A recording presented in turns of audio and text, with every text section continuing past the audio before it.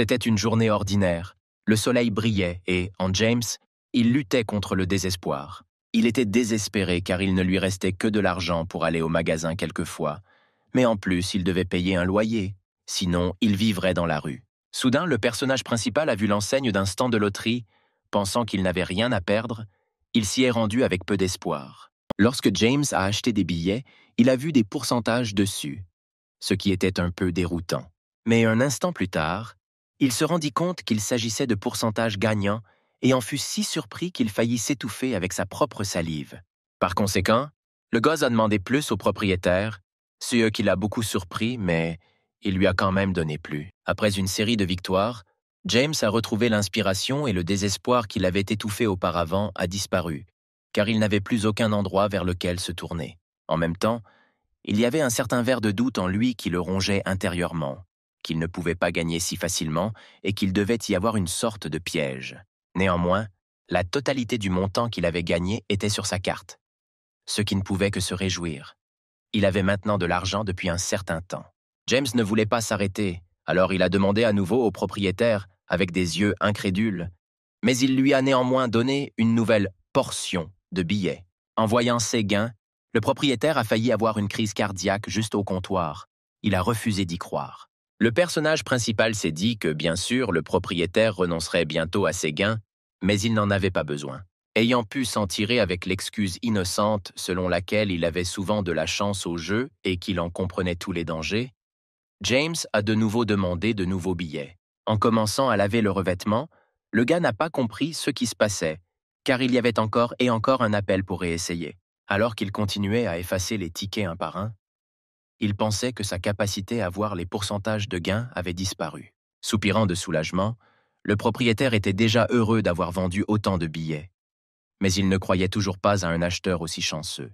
Ayant remarqué les pourcentages qui ne disparaissaient pas, James réalisa finalement que la capacité ne disparaissait nulle part, et il était trop emporté et ne les remarqua pas. Le gars a vu un pourcentage important sur l'un des billets et a demandé à en acheter un autre. Faisant appel théâtralement à toutes les forces de la terre, de l'eau, du feu et du vent, il entreprit d'effacer le film protecteur, et un miracle incroyable s'est produit.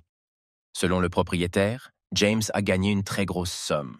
Caché derrière le magasin, le propriétaire ne pouvait toujours pas croire à une telle chance, et s'est rendu compte que lui vendre des billets pouvait s'avérer être une affaire rentable. Il a donc proposé à James plus de billets, et lui a dit que s'il perdait, il garderait 20% des gains pour lui.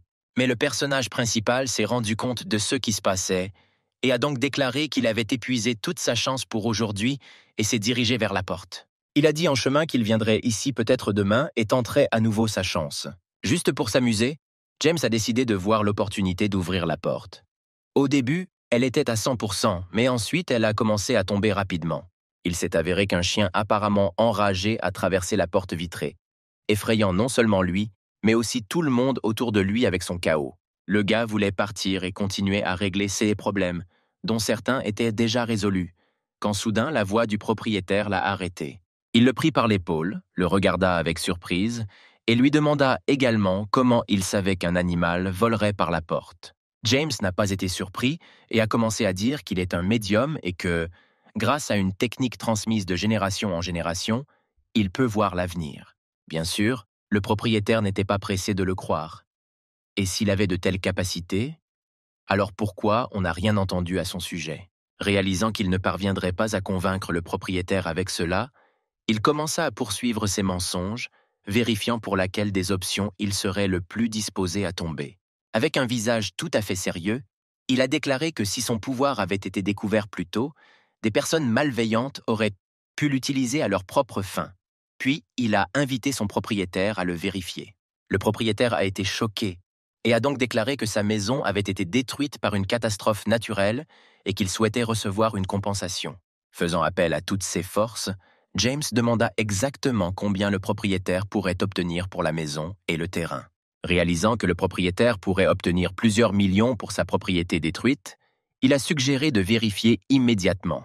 Après avoir composé le numéro au téléphone, le propriétaire n'y a cru qu'au dernier moment, mais au bout de quelques minutes, il a semblé abandonné. Ayant repris ses esprits, le propriétaire était très heureux de cette nouvelle et a promis à James qu'il donnerait une partie de l'argent de la compensation en guise de gratitude. L'heureux propriétaire et le non moins heureux protagoniste se sont finalement quittés sur une si bonne note. En sortant de l'écurie, le gars a vu le chien qui avait semé le chaos à son arrivée, couché au bord de la route. En s'approchant d'elle, James décida de vérifier ses chances qu'elle cherche le propriétaire. Elle était à 100%. Il ne s'attendait pas à ce que le chien prenne soudainement la balle qui se trouvait à côté de lui et la lance. Elle commença à rebondir sur les murs et à stocker des panneaux. Le jouet est revenu vers l'animal, mais lorsqu'il est revenu, il a frappé James douloureusement et a volé dans la tête du lanceur. Mais les aventures avec celui qui était perdu semblaient ne faire que commencer, car elle ne voulait pas que le personnage principal parte, alors elle l'a mordu à la jambe. Après son attaque, le chien démolissant tout le monde et tout sur son passage, James n'a eu d'autre choix que de courir après lui. L'homme perdu et la victime ont couru vers un magnifique parc situé au centre de la ville et ont vu une fille devant eux. Après l'avoir appelée, le gars a été très émerveillé par sa beauté et sa sérénité.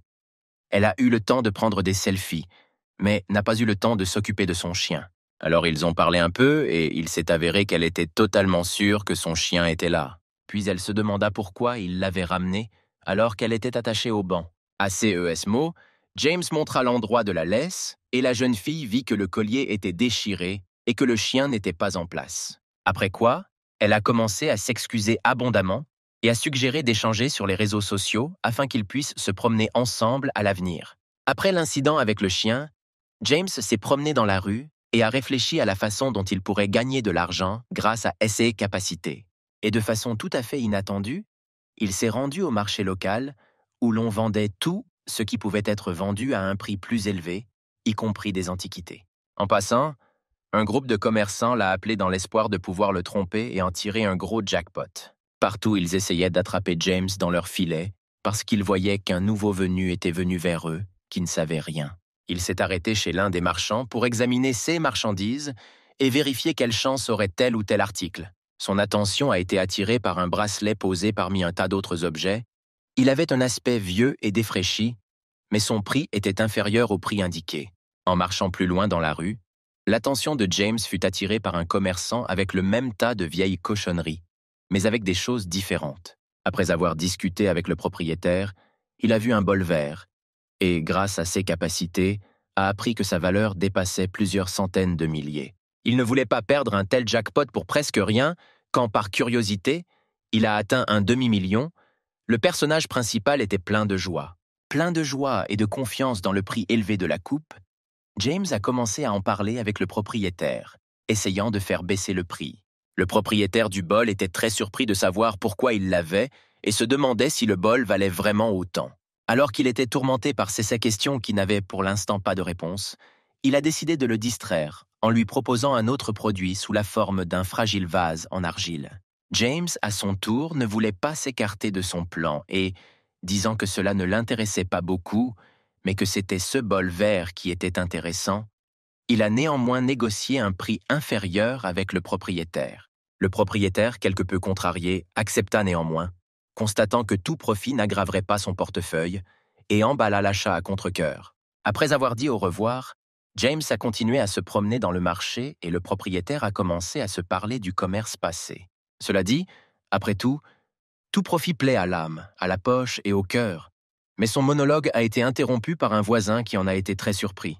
Puis une fille s'est approchée du commerçant et lui a demandé quelle tasse il s'était mis d'accord hier. Elle était belle et s'étonna de ne plus être là, et demanda si elle devait augmenter le prix pour que le marchand lui rende la chose.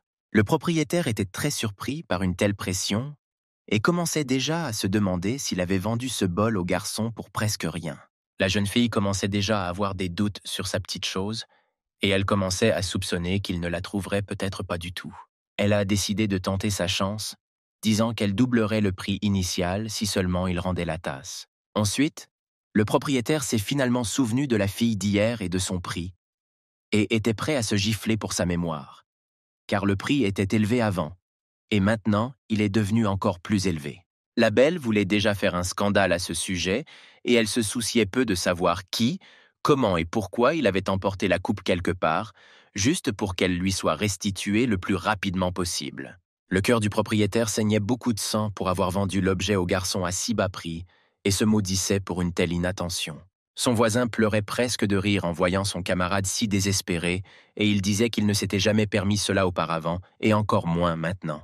Soudain, la jeune fille recula du comptoir et recula un peu, sans comprendre ce qui se passait finalement. La raison en était le propriétaire, qui se roulait déjà par terre de chagrin et était prêt à s'enterrer au même endroit, histoire d'oublier une erreur aussi grave. Résignée au fait qu'elle ne pouvait pas lui obtenir la tasse, la jeune fille a demandé où était passé l'acheteur de sa perte. Non loin d'eux, ils entendirent des voix actives. Il y avait une vente aux enchères pour un bol rare. La jeune fille pensa que c'était peut-être son truc, et avec un peu d'espoir, elle se dirigea vers eux. Il s'est avéré que c'était James, et qu'il essayait de gonfler le prix d'un vieil homme qui semblait s'y connaître en antiquité. Ayant entendu le prix du deuxième, la jeune fille en ajouta plusieurs milliers, dans l'espoir que l'homme céderait à elle. Elle se rendit compte que même si elle lui paraissait familière, la tasse devait à tout prix lui être rendue, sinon son grand-père serait très contrarié. Mais James voulait que le prix soit encore plus élevé. Alors il a attendu que l'homme agisse, mais la fille n'a pas lâché prise et a dit que celui qui offrait le prix le plus élevé prendrait l'article. Le vieil homme, qui voulait acheter la tasse, dit soudain qu'elle lui semblait familière et qu'il connaissait par hasard le professeur Collins. La belle a dit qu'il s'agissait de son grand-père et qu'elle n'a pas immédiatement compris qui il était. Mais son ancêtre a parlé de lui et de la façon dont ils travaillaient ensemble. James perdait déjà patience et dit que si personne ne prenait la coupe, il irait ailleurs et la vendrait là-bas. La jeune fille lui a immédiatement transféré le dernier montant indiqué et a pris l'objet tant désiré. Mais le personnage principal n'a pas voulu laisser la belle comme ça et lui a donc proposé une petite divination en guise de remerciement. La jeune fille a décidé qu'il était une sorte de personne anormale et s'est dépêchée de partir le plus rapidement possible avant que personne ne découvre sa disparition. James ne voulait pas simplement la quitter, alors il a décidé qu'il valait mieux continuer. Du coup, ça se briserait, mais la belle était déjà fatiguée de lui et s'est exclamée « Comment oserait-il harceler une femme plus âgée que lui et toujours occupée ?» La décision de ne pas se retirer jusqu'au bout était plus forte que la peur d'une menace cachée, alors il décida de tout tester. La première chose que le personnage principal a fait a été de découvrir si elle avait un mari ou un petit ami, car il s'est avéré que ce n'était pas le cas. Et la deuxième chose qu'il a décidé de faire a été de découvrir si elle était vraiment plus âgée que lui ou non, car il s'est avéré qu'elle ne l'était pas. Joyeux et heureux, il avait envie de sauter des informations qu'il recevait en se disant « C'est bien d'apprendre les secrets des autres ». Mais il a été tiré de cette joie par la fille, déjà en train de partir, et a décidé que c'était la dernière chance de détourner son attention, de lui dire la date exacte de sa naissance. Elle se méfiait de cette information et commençait à penser qu'un harceleur essayait de la tromper pour faire quelque chose avec elle plus tard. Les gens qui regardaient toute cette représentation en étaient également surpris, et leurs pensées coïncidaient en partie avec celles de la belle. James réalisa immédiatement qu'il n'aurait pas du tout jeté comme ça. Maintenant, il pourrait être considéré non seulement comme un étrange cinglé, mais aussi comme une sorte de harceleur pervers. Mais pour vérifier tout cela, la jeune fille a soudainement sorti le téléphone de sa poche et a appelé quelqu'un. Elle décide de demander à sa mère la date exacte de sa naissance. Ce à quoi elle répond qu'elle va désormais consulter le dossier médical. La voix féminine a répondu au téléphone avec exactement la même date que celle que le gars collé à elle avait dit. Cela l'a beaucoup choquée. Avec une voix incrédule, la jeune fille lui a demandé comment il connaissait sa date de naissance, avec autant de précision s'ils ne s'étaient pas rencontrés auparavant. James a répondu qu'il s'agit d'une ancienne technique extra-scientifique qui vous aide à découvrir une personne simplement en la regardant. Après tout cela, la fille n'avait plus de patience et était prête à attaquer le gars avec essai-point, si seulement il se taisait et le laissait derrière lui. Ici, une étrange question involontaire est apparue dans la tête du personnage principal, à savoir si cette fille déteste les hommes. Ce que la capacité montrait était à 100%, et cela ne pouvait s'empêcher de le choquer. D'une manière ou d'une autre, il a obtenu ce qu'il voulait, des contacts ont été échangés et il a découvert qu'elle s'appelait Gladys. Joyeux de cette issue des événements, James rentra chez lui en fredonnant quelque chose dans sa barbe. Des questions involontaires surgissaient à nouveau dans sa tête à propos de Gladys, si ses parents l'appelleraient et si CE serait sa mère. La capacité l'a immédiatement submergé de signes à 100% devant ses yeux et a décidé qu'il valait mieux l'informer d'un tel événement. Avant que Gladys n'ait eu le temps de s'éloigner de la scène, elle entendit soudain son téléphone se mettre à vibrer dans sa poche. En le sortant de là, elle a déverrouillé l'écran et n'a pas pu comprendre de qui venait le message, car ils étaient nombreux. Mais après en avoir trouvé un nouveau, j'ai vu qu'il provenait d'un nouvel ami qui m'a écrit qu'un de ses parents l'appellerait bientôt. Elle sortit en courant de l'allée dans laquelle elle se trouvait et commença à regarder avec ses yeux où se trouvait cet homme, pour savoir qu'il ne la suivait certainement pas. Pendant ce temps, James pensait déjà à la chance qu'il avait aujourd'hui non seulement de découvrir ses capacités, mais aussi avec les filles. À ce moment-là, Gladys a reçu un appel, et c'était de sa mère. La fille avait très peur de la surprise. La femme à l'autre bout du fil a dit qu'elle voulait qu'elle revienne et qu'ils avaient besoin de parler. Dans le même temps, James était également effrayé par l'appel soudain et l'a presque laissé tomber de ses mains. Il s'est avéré que c'était déjà sa mère et elle lui a demandé de revenir et elle a eu une conversation avec lui. Après ces mots, il a couru comme une flèche dans la rue, démolissant les passants au hasard. Le soir, le personnage principal était assis dans un restaurant et buvait calmement du café, pensant aux paroles de sa mère, qui lui avait organisé un rendez-vous à l'aveugle. Ils lui ont donné une photo d'une beauté, il l'a regardée et a pensé qu'elle avait probablement beaucoup de mecs et qu'elle allait très probablement aussi à un rendez-vous à l'aveugle. La porte s'est ouverte et deux filles sont entrées dans la pièce. L'une était Gladys et l'autre était la même beauté que sur la photo.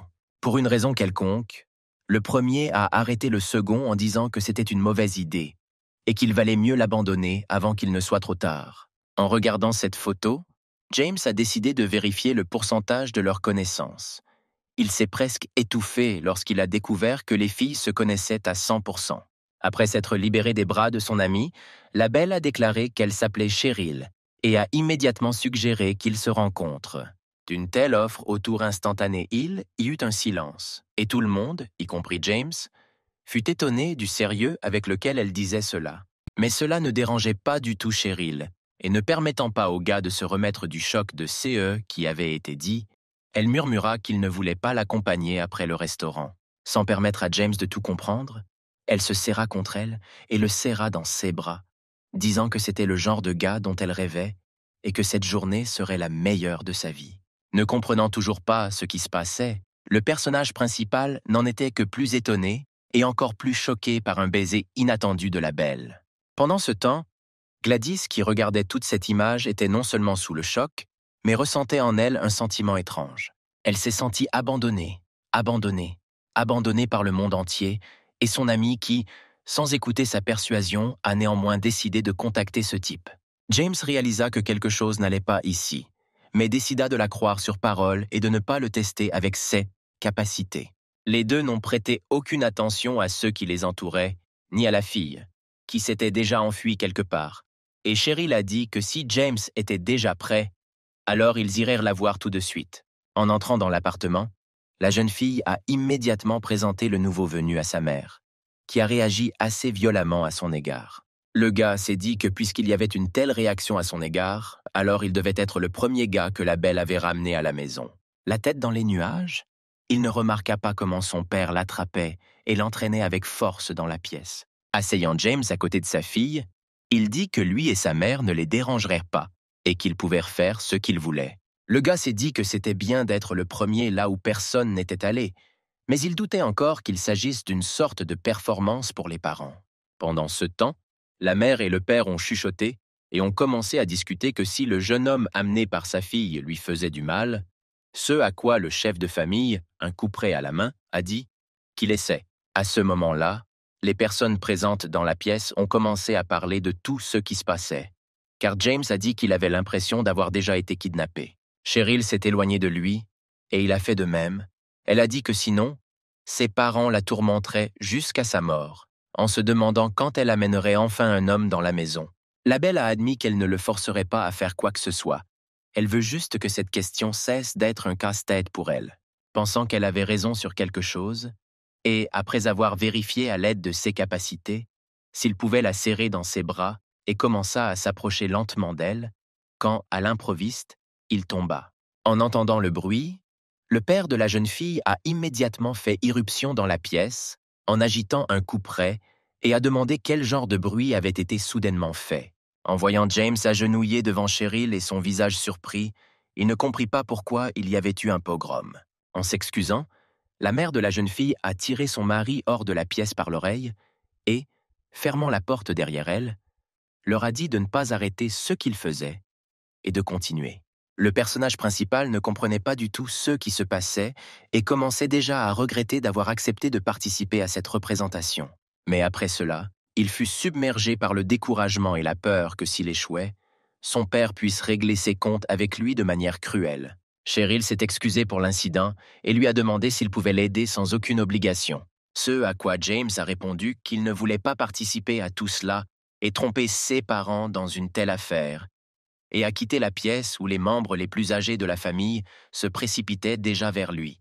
En entendant les excuses de la mère de la jeune fille à propos de ses baskets, il a ressenti un tel choc et une telle déception que même pendant toute la journée, ses émotions n'étaient que des grains de poussière. Ses chaussures préférées étaient abîmées et trempées à cause de la soupe renversée dessus, selon le propriétaire, qui a continué de s'excuser. Le père de la jeune fille l'a invité à passer la nuit et, pendant qu'il était là, il se dessécherait, mais disant qu'il devait rendre visite à un parent à l'hôpital, il est parti en claquant la porte derrière lui.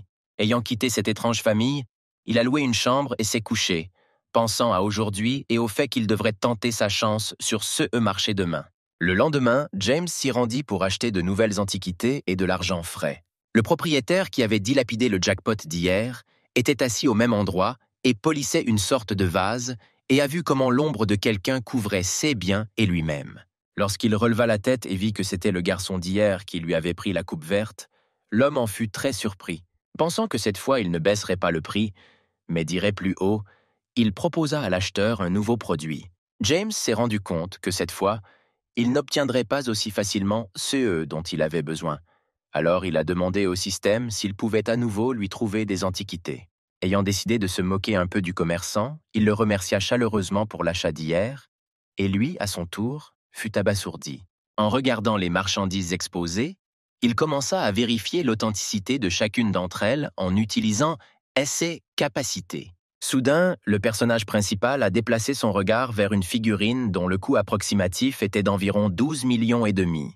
James a dit qu'il avait un œil sur la figurine et qu'il voulait l'acheter, et a ajouté que cela ne le dérangerait pas de l'acheter pour quelques milliers. Le bonheur sur le visage du propriétaire était visible de loin à l'œil nu, alors ils ont rapidement accepté. Déjà après le paiement, lorsque le gars est rentré chez lui, il a commencé à avoir de gros doutes sur le prix s'il en avait donné un petit. En face de lui, une grande Jeep rose et neuve s'est arrêtée, d'où est sortie une gentille fille qui lui a demandé s'il avait vendu la figurine dont ils avaient parlé hier, et lui a dit qu'elle augmenterait le prix. Puis le propriétaire a recommencé à se souvenir et se reprochait déjà à nouveau de l'avoir vendu à ce type pour quelques milliers alors qu'ils en proposaient des millions. La mignonne a ajouté que son grand-père serait très contrarié s'il découvrait que sa figurine préférée avait disparu quelque part et qu'il augmenterait encore son prix juste pour la récupérer. Lorsqu'elle ne vit pas ce qu'elle cherchait sur son comptoir, elle était prête à pleurer sur place. Le propriétaire a essayé de la calmer, mais cela s'est très mal passé, car la figurine est partie avec le garçon. Alors la jeune fille essuya ses larmes et, avec une ferme détermination, lui demanda s'il savait dans quelle direction il était allé. Pendant ce temps, James était assis avec son grand-père antiquaire et attendait qu'il donne le prix pendant qu'il examinait la figurine. En l'examinant à la loupe, il dit qu'il avait la même chez lui et qu'elle lui était très chère. Mais alors le vieil homme se demanda si c'était elle qui se tenait devant lui et si sa petite fille l'avait vendue. Le personnage principal a dit que peut-être qu'elle est tout simplement très similaire et qu'une autre comme elle tiendra compagnie à votre bien-aimé. Par curiosité, il décide de vérifier si cette figurine pourrait appartenir à cet antiquaire, ce à quoi le système répond à 100%, ce qui le gêne beaucoup. Le vieil homme, ne se doutant de rien, lui dit que cela ne le dérangerait pas de l'acheter pour 9 millions et que cette figurine pourrait vraiment lui tenir compagnie. James a dit que c'était merveilleux quand il y a plus de quelque chose que l'on aime et il a accepté l'accord. Après avoir reçu l'argent, il a commencé à dire au revoir à l'antiquaire, qui lui a donné sa carte de visite et lui a dit que s'il trouvait quelque chose d'intéressant, il pourrait l'appeler. En sortant de l'immeuble et en regardant la carte qu'il avait reçue, le jeune homme aperçut une jolie fille se précipiter vers lui. Par curiosité, il décida de vérifier les chances qu'elle tombe. Elle était à 100% et l'avertit du danger possible. Elle ne l'écouta pas. Alors elle commença à tomber en agitant les bras, les yeux mouillés de larmes. La voyant tomber, James étendit involontairement ses mains devant lui pour l'adoucir un peu. Comme prévu, elle tomba droit dans ses bras, et en même temps, il n'en fut pas particulièrement content, se disant qu'elle était stupide. En voyant cette scène, les gens autour d'eux ont dit que les jeunes d'aujourd'hui avaient complètement perdu leur honte s'ils faisaient une telle chose. Après s'être accrochée au gars avec ses bras et ses jambes, la jeune fille n'était gênée par rien, mais sa victime commençait à être énervée par tout cela.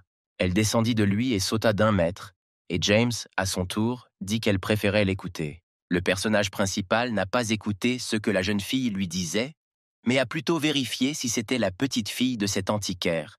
Et, comme prévu, il y avait à nouveau 100% de blanc. La mignonne lui a pris le téléphone des mains et s'est ajoutée à ses contacts, ce qui a surpris le gars.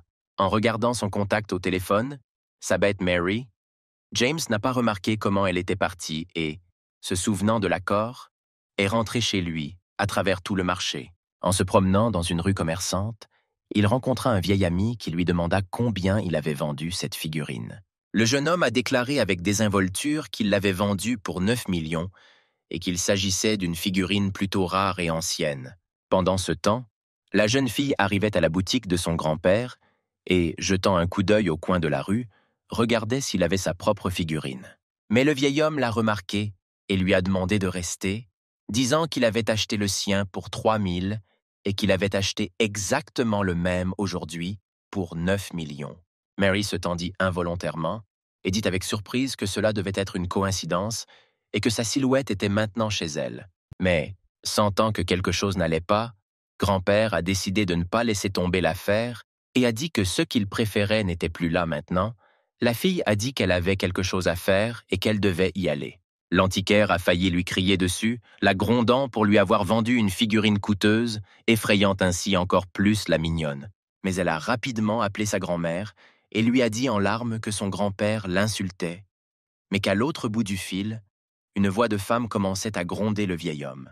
En entendant les paroles de son parent, Mary s'est immédiatement envolée du magasin et s'est promis de ne plus jamais toucher aux affaires de son grand-père. Au même moment, James marchait dans la rue et sentit que quelque chose n'allait pas chez ce commerçant, et à cause de cela, il eut peur. Il a commencé à regarder autour de lui, pensant qu'il était observé et que quelque chose allait se passer, mais rien ne s'est produit. En marchant dans la rue, le jeune homme pensait que ce marchand ne le quitterait pas si facilement et qu'il se vengerait certainement, comme en témoigne sa capacité à se donner à 100%. Mais il se dit que même si c'était le C.A.S., il n'avait rien à craindre avec ses capacités et qu'il pouvait gagner de l'argent sur n'importe quoi. Le personnage principal a décidé qu'il avait d'abord besoin d'une voiture, et solide en plus, pour ne pas avoir honte d'apparaître. En approchant de l'arrêt de bus, il a vu un type suspect se faufiler derrière une nouvelle connaissance. Après avoir demandé au système s'il s'agissait d'un voleur, ce à quoi il a répondu à 100%, il lui a rapidement écrit de faire attention. La jeune fille fut très surprise par son apparition et par son avertissement, laissant tout au sort. Tous deux virent que le bus était déjà arrivé. James, du coin de l'œil, a vu les mains de ce type se tendre vers Mary et a commencé à s'inquiéter pour elle. Il voulut lui crier de faire attention et se dirigea immédiatement vers elle à travers la foule. Soudain, de manière inattendue pour lui et pour le voleur, la jeune fille a frappé le deuxième au plexus solaire de toutes les forces dont elle disposait. Lorsque la jeune fille se tourna vers lui, il vit qu'il y avait de la colère et une détermination à l'effacer de la surface de la terre. Attrapant sa main, la mignonne commença à le soulever, écoutant ses sons douloureux. Le jetant sur son dos, elle le jeta au sol de toutes ses forces, comme si quelque chose s'était brisé. Le voleur a heurté le sol avec un cri douloureux, ce qui a attiré encore plus d'attention sur lui. La foule attendait son tour pour monter dans le bus, et les gens déjà là ont commencé à parler. Certains ont même reconnu la mignonne comme étant la fille de l'aéroport. Quand Mary a fini de s'occuper de lui, elle a dit qu'il était un pervers et qu'il voulait la toucher. Heureux que ce ne soit pas lui qui ait été battu, mais la fille l'a étonné par sa bêtise, et c'était bien que tout se soit passé ainsi. Mais il était effrayé par la force avec laquelle la mignonne avait vaincu le voleur, Le jeune homme pensa qu'il valait mieux ne pas la déranger, pour sa propre sécurité. Il remarqua que Mary le regardait étrangement et comme si elle était sur le point de le poursuivre, et par intérêt, il décida de vérifier si le bus arriverait à destination. Le système a renvoyé 0%, puis James a commencé à passer en revue toutes les issues possibles des événements. Il s'est avéré que ce sera un pyromane qui fera exploser le bus et de nombreuses personnes mourront, y compris lui-même. Le gars a composé le numéro de la police et a dit qu'il y avait un possible terroriste dans le bus et qu'il pourrait y avoir de nombreuses victimes. Ils ont marqué l'appel comme une urgence et ont demandé s'il y avait des preuves, ce qu'ils n'avaient pas. En entrant dans le bus, le personnage principal a remarqué que Mary le suivait également, parlant au téléphone avec quelqu'un. En la voyant, il se rappela comment elle avait traité le voleur et il se sentit un peu mal à l'aise d'être dans le même transport qu'elle. Ensuite, la police a appelé son téléphone et lui a dit qu'un employé qui était en vacances se trouvait désormais dans le même bus et pouvait l'aider. Cette nouvelle rendit James heureux. Mais il était très ennuyé qu'il y ait une queue qui le suivait sous la forme d'une fille stupide, à son avis. Après avoir demandé si le criminel était assis ou non, le système a répondu à 100%. En regardant parmi ceux qui étaient assis, il a remarqué que Mary n'allait pas le quitter. Puis il aperçut un homme suspect assis près de la fenêtre et tenant un sac à dos noir. Le jeune homme était ravi de le voir. Mais le personnage principal s'est rendu compte qu'en voyant son expression, il a immédiatement soupçonné que quelque chose n'allait pas et s'est tourné vers la fenêtre. James se reprochait une offense aussi grossière et craignait que l'officier ne retrouve pas cet homme. Il sentit la main de quelqu'un se poser sur son épaule et la serrer fort, l'effrayant ainsi. C'était sa pire hypothèse, mais c'était vraiment Mary, qui n'était pas loin derrière lui. Avec son astuce, elle a fait peur au gars, c'est pourquoi elle l'a réprimandé en lui disant qu'il ne devrait pas autant fuir tout le monde. Le mignon a poursuivi en disant que s'il faisait quelque chose qui sortait de l'ordinaire, il se sentirait mal. La jeune fille a immédiatement repoussé James et s'est précipitée vers l'homme avec un sac à dos à la fenêtre, qui ne s'attendait clairement pas à une telle tournure des événements. Elle lui a arraché ce qui s'est avéré être un sac ouvert, où se trouvaient plusieurs bouteilles de liquide qui ressemblaient à de l'huile de tournesol.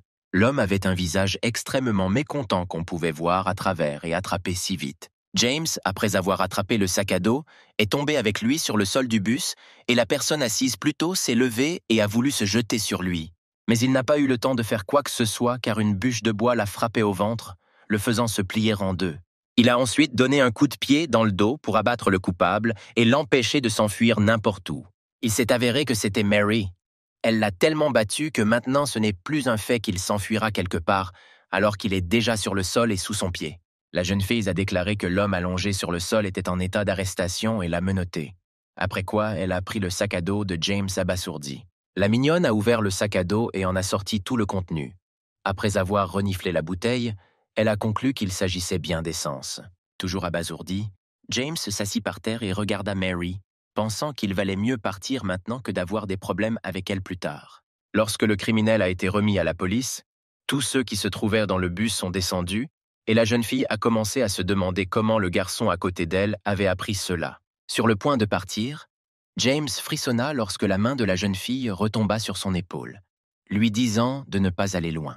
Le personnage principal s'est rendu compte qu'il était désormais un suspect et a commencé à s'inquiéter encore plus qu'avant et à essayer de partir avant que les choses n'empirent. Avant qu'il ait pu faire quelques pas, son chemin fut bloqué par la main d'une jeune fille qui frappa violemment le mur. Encore plus étonné par sa force, James réalisa qu'il s'était clairement engagé dans quelque chose dans lequel il n'aurait pas dû s'embarquer et avec lequel il n'aurait pas dû s'impliquer. Mary a demandé comment il connaissait le criminel, ce à quoi elle a reçu la réponse selon laquelle lui, en tant que citoyen respectueux des lois, aurait dû en informer la police et retirer sa main de la route. Mais la jeune fille ne voulait pas le laisser partir. Alors elle lui attrapa rapidement la main, lui tourna le dos et pressa son visage contre le mur. Voyant un bruit incompréhensible, Cheryl, vaquant à ses occupations, décida de vérifier ce qui s'y passait. En se rapprochant, elle vit James pressé contre le mur par une fille et essayant de découvrir quelque chose de lui. Sans laisser partir le gars, Mary l'a invité à monter avec elle, à boire du thé et à tout dire s'il connaissait le criminel, etc. Mais le personnage principal a déjà commencé à imaginer les différents résultats de ce goûter et a conclu que la mignonne pourrait s'avérer trop insidieuse. En voyant cette scène, Cheryl les regarda avec surprise, se couvrant la bouche avec sa main et ne comprit pas du tout ce qui se passait ici. Le couple, qui était en train de régler les choses, la remarqua également et se tendit involontairement lorsque la jeune fille qui regardait demandait néanmoins ce qui se passait finalement ici. James commençait déjà à être déçu par cette vie, mais en même temps, il élabora un plan pour échapper aux policiers. Il s'est précipité pour s'excuser auprès de la belle et a dit que cette fille le harcelait constamment et voulait le rencontrer, et qu'il avait déjà une petite amie. Tout le monde autour était complètement sous le choc, personne n'a vraiment rien compris. Et en plus, le jeune homme a fait ce tour, qui a laissé tout le monde sans voix. Le gars a continué à insister et à s'excuser, affirmant qu'il n'était responsable de rien, plongeant ainsi Cheryl dans une stupeur encore plus grande. La première à partir fut Mary, qui déclara qu'elle ne poursuivait rien de tel, mais qu'elle voulait seulement l'emmener à la gare. Ce à quoi le personnage principal a répondu que personne n'avait rien dit sur l'intrigue, mais qu'il y avait quelque chose à propos du thé, mais qu'il avait déjà une petite amie, alors il a résisté. Ne trouvant rien à dire, la mignonne a commencé à rougir et à tout nier, et a commencé à dire qu'il avait complètement tout bouleversé. Elle en avait déjà assez, alors, lui disant qu'il se reverrait bientôt, elle le frappa de bon cœur au plexus solaire. James était plié en deux, et l'attaquant a juste dit au revoir et s'est éloigné, laissant Cheryl et lui surpris. Le gaz a remercié la fille pour sa compréhension et son aide, ce à quoi elle a répondu que maintenant ils étaient quittes, mais que Gladys les surveillait de loin. Elle a commencé à penser que s'il ne laissait pas Cheryl seule, alors elle devrait vraiment l'ennuyer d'une manière ou d'une autre.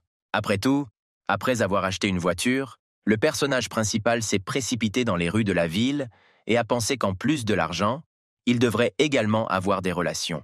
Avec des connexions, si quelque chose arrive, il sera possible de vendre et de trouver des antiquités à des prix encore plus élevés, et donc le profit sera plus important.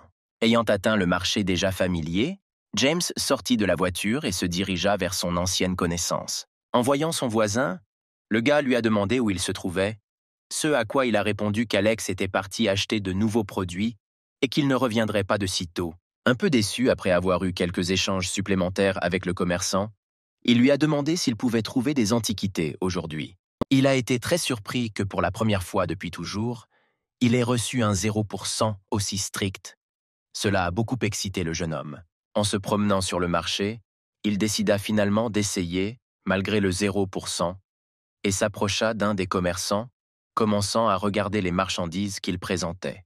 James était très attiré par un petit vase marron apparemment vieux, et il en a négocié plusieurs milliers avec le propriétaire. Avant cela, il a vérifié toutes ses chances de pouvoir l'acheter avec profit et le revendre plus tard, mais tous les chiffres ont soudainement commencé à disparaître.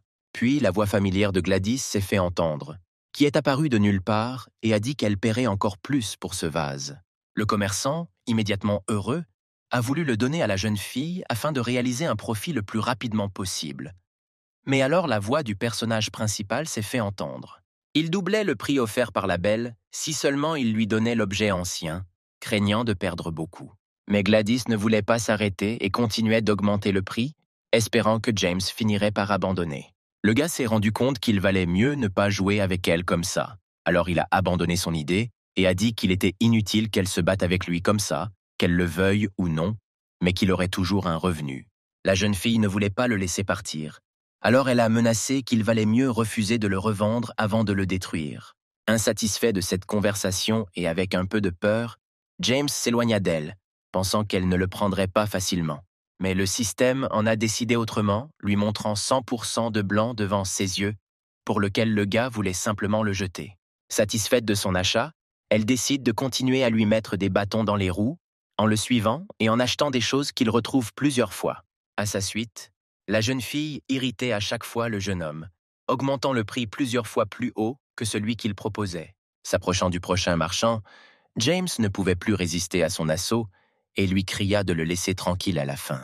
Ce à quoi Gladys a répondu qu'elle n'y était pour rien, elle achète simplement des antiquités à un prix plus élevé car il n'a pas assez d'argent. Et s'il n'abandonne pas son idée de tirer profit des vieilles choses et de Cheryl, alors elle promet qu'aucun problème ne surviendra. La fille a continué en disant que d'une manière ou d'une autre, il n'avait aucune chance contre elle. Ce à quoi le gars a reconnu qu'il n'en avait vraiment aucune, mais il ne servait à rien de tirer des conclusions hâtives. Gladys a déclaré qu'elle s'était renseignée sur lui et qu'elle savait tout de lui, et qu'elle se souvenait qu'il avait parlé d'une sorte de force avec l'aide de laquelle il avait appris sur elle. La jeune fille a conclu qu'il ne fallait pas compter sur elle. La belle l'écraserait plus vite qu'il ne pourrait reprendre ses esprits. Tout ce monologue a non seulement effrayé James, mais l'a également amené à réfléchir frénétiquement à différentes options pour s'éloigner d'elle. Après avoir dit que la force ne l'aiderait pas contre elle, la peur a disparu à zéro, mais les doutes, au contraire, sont apparus. Par conséquent, en toute confiance, le gars a répondu qu'il valait mieux le sous-estimer, car il allait lui donner une leçon. Après leur conversation, James et son poursuivant repartirent chercher des marchandises auprès d'un nouveau marchand. Il a parlé avec lui sans rien acheter, puis est allé au suivant et a également parlé avec lui sans rien acheter. Alors le gars a parlé à tous les commerçants qui étaient au marché, et Gladys, à son tour, n'a pas compris pourquoi il faisait ça. Finalement, James s'est finalement approché d'elle et lui a dit que tout allait bien maintenant et que nous pouvions continuer. Puis il a crié dans toute la rue qu'il voulait acheter pour plusieurs millions tous les produits sur les étagères de tous les commerçants. Ce qui a choqué la jeune fille. Mais elle n'était pas perdue et a immédiatement proposé plusieurs fois plus que ce qui avait été proposé plus tôt et a déclaré qu'elle prenait tout. Voyant sa pression, James fit semblant d'être inquiet et dit qu'il n'y avait pas besoin de s'exciter et qu'il valait mieux réfléchir d'abord. Ce à quoi Gladys a répondu qu'elle s'en fichait et qu'il valait mieux qu'il se tienne enfin à l'écart calmement. Les commerçants ont hésité, pensant que cela pourrait être une astuce, mais la jeune fille a immédiatement suggéré qu'ils gagnent également de l'argent sur la livraison. Ils ont accepté avec joie les chèques qu'elle leur avait remis, ont dit que c'était une bonne journée, et la jeune fille était contente d'elle. Mais James, de façon inattendue pour elle, s'est approché des marchands et a demandé si tout était en vigueur, ce à quoi la réponse a été bien sûr, et 50% le transféreront bientôt. La foule joyeuse n'a eu que le temps de remercier le personnage principal, mais personne n'a remarqué Gladys, qui s'était assombrie comme un nuage. Elle a réalisé quel était le problème et ne pouvait pas se pardonner sa défaite. Alors elle a laissé les mots qu'il se vengerait et est rentrée chez elle. Le gars a répondu qu'il suffisait de la laisser essayer et qu'elle perdrait à nouveau contre lui, et que maintenant, il lui mettrait des bâtons dans les roues si quelque chose arrivait. Après avoir dit au revoir sur une telle note, la jeune fille est partie, et le personnage principal est allé se promener dans le marché à la recherche de nourriture. Puis il a vu un panneau « Mise à jour du système » devant lui, ce qui lui a fait très peur et l'a presque étouffé. En quittant le marché, James pensa à elle et conclut qu'à l'avenir, il ne pourrait comprendre que ceux qui avaient changé, mais pour l'instant, il revint à ses réflexions sur l'élargissement de ses relations. Il a remarqué qu'un homme attendait devant sa voiture. Alors qu'il s'approchait, l'homme a dit qu'il avait été envoyé le chercher et qu'il avait été invité à un événement social. Le personnage principal ne l'a pas immédiatement cru et l'a exprimé, ce à quoi l'étranger a répondu qu'il s'agissait d'un ordre de Madame Gladys et qu'il n'avait rien de mal en lui. Lorsqu'il accepta finalement, après s'être mis en ordre, ils arrivèrent dans une immense maison luxueuse avec de grandes fenêtres et des portes ouvertes. Gladys s'y tenait et l'appela dans la maison, lui disant que s'il voulait être si riche grâce aux antiquités, alors il ferait mieux d'être ici. Ils entrèrent dans une immense salle avec un grand lustre en cristal et un grand nombre d'invités, parmi lesquels marchaient des serveurs. La jeune fille l'a présenté à ses amis influents. C'est pourquoi, au début, le jeune homme avait peur, mais ensuite, il l'a présenté aux toilettes et a commencé à parler plus facilement. Après avoir parlé, ils se dirigèrent vers la table où ils s'assirent. Et la jeune fille dit qu'elle était surprise de la façon dont il s'était montré aujourd'hui. Elle a également expliqué qu'il participait actuellement à une vente aux enchères caritatives et qu'elle voulait qu'il vende une chose. En conclusion, elle a dit qu'elle lui donnerait l'opportunité de vendre un vase rare en son nom, car elle était gentille aujourd'hui et elle espérait qu'il comprenait sa responsabilité. Joyful James a déclaré que bien sûr il comprenait tout, qu'il était reconnaissant pour une telle démonstration de gentillesse et qu'il ne l'oublierait pas. Le commissaire-priseur a commencé à appeler toutes les personnes présentes à la vente aux enchères. Le gars s'est levé de son siège et s'est dirigé vers lui. L'homme annonça que M. James partirait en premier avec son vase, dont le prix de départ était de 12,5 millions. Tenant la boîte avec l'artefact dans ses mains, le personnage principal était très inquiet et ne voulait pas tomber face contre terre devant tous ces gens. Le jeune homme l'a posé sur le podium et, en ouvrant le couvercle, a découvert qu'il ne s'agissait pas du tout d'un vase, mais du papier toilette ordinaire. Il était complètement sous le choc. horrifié, et ne comprenait pas comment cela pouvait arriver, et comment s'en sortir maintenant. James se tenait là comme une statue, ne sachant que faire dans cette situation, et où se mettre pour ne pas se sentir idiot. Puis il se souvint que Gladys lui avait demandé de ramasser la boucle d'oreille sous la table, qu'elle avait elle-même laissé tomber accidentellement, et il réalisa que ce numéro était son œuvre. Il fut tiré de tous ses souvenirs par la voix du commissaire-priseur, qui décida de plaisanter en disant qu'il était pressé d'aller aux toilettes plutôt que de vendre le vase. Réalisant qu'il avait maintenant l'air très stupide, le personnage principal a commencé à comprendre rapidement ce qu'il devait faire et une pensée lui est venue. Se ressaisissant, il se mit à composer au fur et à mesure et dit que ce rouleau lui était d'une grande valeur. James a dit qu'il était un terrible bébé pleurnicheur et qu'il pouvait pleurer avec ou sans raison, avec ou sans ses parents. Ensuite, ils ont commencé à réfléchir à ce qu'ils allaient faire de lui et sont arrivés à une conclusion intéressante qui pourrait amuser le pleurnicheur. Un jour, pendant le petit déjeuner, son père lui a donné un rouleau de papier toilette. Le garçon n'a pas compris pourquoi et lui a demandé. Le père a ajouté que, comme il pleure souvent, il aura besoin de serviettes pour essuyer ses larmes. En conclusion, James a tenu à souligner que ce n'est qu'après avoir reçu ce cadeau qu'il a arrêté de pleurer, même avec un tas de dettes derrière lui. Par conséquent, il a décidé que même si cette chose semble n'être qu'une blague stupide, ce n'est pas le cas et c'est différent pour chacun. En plaçant le rouleau de papier sur le podium, il a terminé en disant que c'est seulement grâce à lui qu'il était devenu un véritable homme et qu'il aimerait le vendre. Après tout ce qui a été dit, le personnage principal s'est rendu compte que même sans toute cette tirade, les gens se rendaient compte qu'il ressemblait davantage à un clown ici. Lorsqu'il y eut un silence, un homme avec un cigare coûteux à la main dit qu'il voulait acheter un rouleau pour 10 millions. Tout le visage de James brillait de joie et de bonheur, car son clown n'était pas vain. Après l'accord, Gladys a déclaré que cette fois, il avait aussi de la chance et que ce ne serait pas comme ça pour toujours. Après avoir abandonné cela, elle quitta la salle et le personnage principal se demanda quand tout serait calme. En réfléchissant au passé, il s'est rendu au parking et a réfléchi à la manière d'augmenter ses revenus et ses relations. Perdu dans ses pensées, le jeune homme aperçut du coin de l'œil une voiture rouge. Cheryl était là, ainsi que l'homme qui lui avait acheté du papier toilette. James pensait que c'était très étrange, et ce n'est que maintenant qu'il comprenait quel genre de relation il pouvait y avoir entre elle et Gladys. En s'occupant d'eux, il espérait ne plus jamais vivre de telles aventures. Le gars s'est demandé si Cheryl pouvait être liée d'une manière ou d'une autre à lui, à quoi il a reçu une réponse du système selon laquelle il se mariait pour le bien d'une entreprise commune. Ayant atteint sa voiture, James décida qu'il serait préférable de trouver un autre antiquaire maintenant.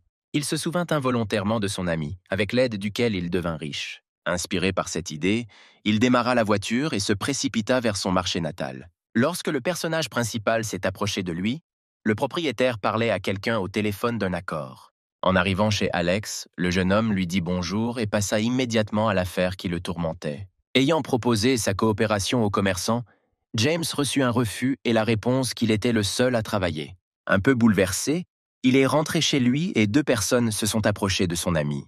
Le jeune homme s'intéressait à ce couple et il écouta leur conversation. Ils parlèrent d'une lame ancienne. Le propriétaire les a accueillis cordialement et leur a dit qu'il avait tout prêt et qu'il a accepté d'acheter les marchandises. Le couple a déballé le colis et a montré sa marchandise ainsi que son authenticité totale. James s'est soudainement demandé si c'était faux ou réel, ce à quoi le système a répondu que c'était réel, mais qu'il y avait un faux. Puis elle a sorti une pancarte avec une image devant ses yeux où elle a montré une fausse pierre sur le manche. Immédiatement, le personnage principal a averti Alex du prétendu danger, à quoi il répondit qu'il ne voulait plus le voir et qu'il le laissait continuer son chemin et ne pas se mêler de ses affaires. Le marchand, presque en criant, l'a chassé, se souvenant de ces 2 fois, et lui a également dit qu'il ne devrait pas rêver de coopération. James a immédiatement décidé de ralentir, affirmant que s'il trouvait où se trouvait le faux, il accepterait. Prenant l'épée de ses mains, le marchand accepta néanmoins ses conditions. Mais sinon, il lui paierait la totalité de sa valeur. Sans perdre de temps, le gars a pris un petit marteau et l'a frappé sur le manche. Lorsqu'il atteignit son but, un petit caillou se détacha et tomba au sol. Alex était prêt à mettre en pièces l'insolent sur le champ, mais sa colère a été mal comprise. Après avoir vu son travail, James était satisfait du travail parfait et de lui-même. Il a tendu le fourreau et a demandé s'il existait des codes QR à cette époque, ce à quoi il a immédiatement répondu qu'il en doutait. Dans le petit trou où se trouvait le galet, il y avait bien un carré noir avec plusieurs autres à l'intérieur. Le propriétaire, surpris, arracha l'épée des mains du jeune homme et tenta de vérifier ce qui se passait. James a dit qu'il avait lui-même été trompé encore plus que ces 2 fois-là. Alex était prêt à se déchirer et à se jeter de colère, d'irritation, etc. Voyant cela, le couple s'est rapidement enfui. Le personnage principal a dit qu'il ne fallait pas être si bouleversé et repenser à sa proposition. Le commerçant a dit qu'il était toujours contre, mais qu'il était prêt à donner certaines choses gratuitement, en guise de remerciement. Après avoir fouillé ses affaires, il en sortit un tissu rouge qu'il porta au nu, mais le jeune homme dit que cela ne l'intéressait pas. Puis, après avoir trié toutes ses marchandises, le propriétaire sortit de nouveaux fourreaux et commença à les vanter. Il a dit que c'était un fourreau ancien et qu'on pouvait faire fortune avec. Le système a immédiatement montré qu'il s'agissait de véritables antiquités et qu'elles étaient assez chères. James était choqué par les informations qu'il recevait, et il ne pouvait pas croire qu'un commerçant puisse avoir quelque chose d'aussi cher. Mais le propriétaire ne voulait pas s'en séparer si facilement, car il allait lui-même revendre la lame de manière plus rentable. James a dit qu'il le voulait en guise de remerciement. Alex a répondu de manière plus agressive et a continué à tenir bon. Le personnage principal a commencé à lui faire pression, en lui disant que s'il ne le rendait pas, des problèmes pourraient survenir et il n'aurait pas de nouveaux clients. Le visage du marchand devenait de plus en plus blanc à chaque mot. Il ne voulait pas s'en séparer comme ça. Son cœur saignait, pensant que maintenant il pourrait tout perdre s'il ne le donnait pas et perdre tous les bénéfices. Avec tristesse et douleur, il a quand même donné la lame à James et lui a dit de partir, et lui a souhaité une bonne journée. Après avoir remercié Alex, James lui souhaita la même chose et se dirigea vers un autre de ses amis. Il s'approchait déjà d'un bâtiment familier, ce qui lui rappelait d'agréables souvenirs récents. Le personnage principal espérait que cette fois, il serait en mesure de conclure un accord rentable avec cet antiquaire. En entrant dans la pièce, il a vu une fille qui mettait de l'ordre dans des artefacts anciens. Le remarquant, elle a dit qu'elle appellerait Monsieur Michael. En l'attendant, le jeune homme entendit soudain une voix familière et quelqu'un grogner. Il s'est avéré que c'était Mary, pour une raison inconnue, qui se réchauffait juste autour des objets exposés fragiles. Elle le regarda sévèrement. James décida de vérifier s'il devait se défendre maintenant, ce à quoi le système répondit à 100%. Puis la jeune fille leva brusquement la main, se préparant à attaquer, avec un regard plutôt terrifiant. Le personnage principal, avant d'avoir fini de lire le panneau, l'a immédiatement vu et a été surpris par sa vitesse. C'est bien qu'il ait réussi à esquiver. Sinon, il se serait promené avec un œil au beurre noir. James a esquivé à temps et Mary a raté son coup. Mais à la place, il a saisi un vase antique et s'est préparé à le lancer. Puis la voix de son grand-père retentit derrière elle et elle fut surprise et terriblement effrayée par son apparition soudaine. L'antiquaire était furieux et a crié après sa petite fille, qui a failli laisser tomber l'ancien artefact. Le personnage principal a expiré et a pensé que c'était bien que tout se soit si bien passé pour lui et que Monsieur Michael soit arrivé à temps pour lui. Mary, à son tour, ne pouvait tout simplement pas le laisser avec son grand-père, pensant qu'il allait le tromper à nouveau, et a décidé d'écouter leur conversation. Entrant dans une pièce spacieuse avec une table haute en bois et des souches à la place des tabourets, Monsieur Michael et James commencèrent à discuter de l'apparition soudaine du second. Le personnage principal a déclaré qu'il voulait que le maître vérifie l'authenticité de l'antiquité de l'épée et a demandé quelle était sa valeur à vendre. L'antiquaire a été très surpris par la découverte du jeune homme et a commencé à l'examiner attentivement, après quoi il a conclu qu'il avait beaucoup de chance avec les reliques anciennes. De plus, M. Michael a déclaré que le coût de cette lame commence à 60 millions et a sorti un chéquier. Il écrivit exactement le montant qu'il avait nommé, surprenant et ravissant ainsi grandement James, ajoutant qu'il avait une bonne connaissance des antiquités. Le personnage principal a admis qu'il était tout simplement très attentif. Et pour le prouver, le gars a déclaré que sa petite fille, qui avait escaladé le mur, les écoutait maintenant. Monsieur Michael n'y a pas cru au début, mais a décidé de vérifier, et les paroles du gars se sont avérées vraies. Il a vu une fille accrochée au rebord, qui n'était gênée par rien. Remarquant que son grand-père et James l'avaient redécouverte, elle sauta immédiatement et promit en s'enfuyant qu'elle ne ferait plus jamais ça. Revenant à la conversation, l'antiquaire décida de tester les connaissances du jeune homme et lui proposa de lui parler des trésors antiques qui se trouvaient dans cette pièce. Grâce au système, le personnage principal savait déjà tout sur tous les artefacts et, sans douter de rien, lui parlait de chacun avec quelques détails. Monsieur Michael a été complètement choqué par ses connaissances et par la facilité avec laquelle il a tout raconté. Après avoir félicité le jeune homme pour ses réponses aussi précises, il lui proposa de boire encore du thé et de parler d'une autre relique. Après l'avoir montré, James lui en raconta immédiatement, sans aucun doute, ce qui frappa le vieil homme d'un choc et d'une admiration encore plus grands, et lui dit qu'il aurait besoin d'un peu d'aide. Le personnage principal doutait de sa véracité et de sa sincérité, ce à quoi le système a répondu qu'il n'y avait pas de piège et qu'on pouvait lui faire confiance, même s'il pouvait être utilisé à ses propres fins. Ils quittèrent la pièce et se dirigèrent vers le sous-sol. En chemin, M. Michael dit qu'il voulait qu'il vérifie l'authenticité d'un vase très cher et rare. L'antiquaire et le jeune homme s'approchèrent de l'immense porte massive en fer du coffre-fort, qui cachait derrière elle quelques bijoux. En l'ouvrant et en entrant, le personnage principal a vu des rangées de nombreux petits coffres-forts dans lesquels était stocké quelque chose de très cher et rare. Ils atteignirent une autre porte similaire, et l'antiquaire prévint que si James pouvait dire si elle était originale ou non, il l'aiderait beaucoup. En entrant dans la pièce, le gars aperçut devant lui un immense vase blanc avec des dessins de dragons bleus sur ses côtés.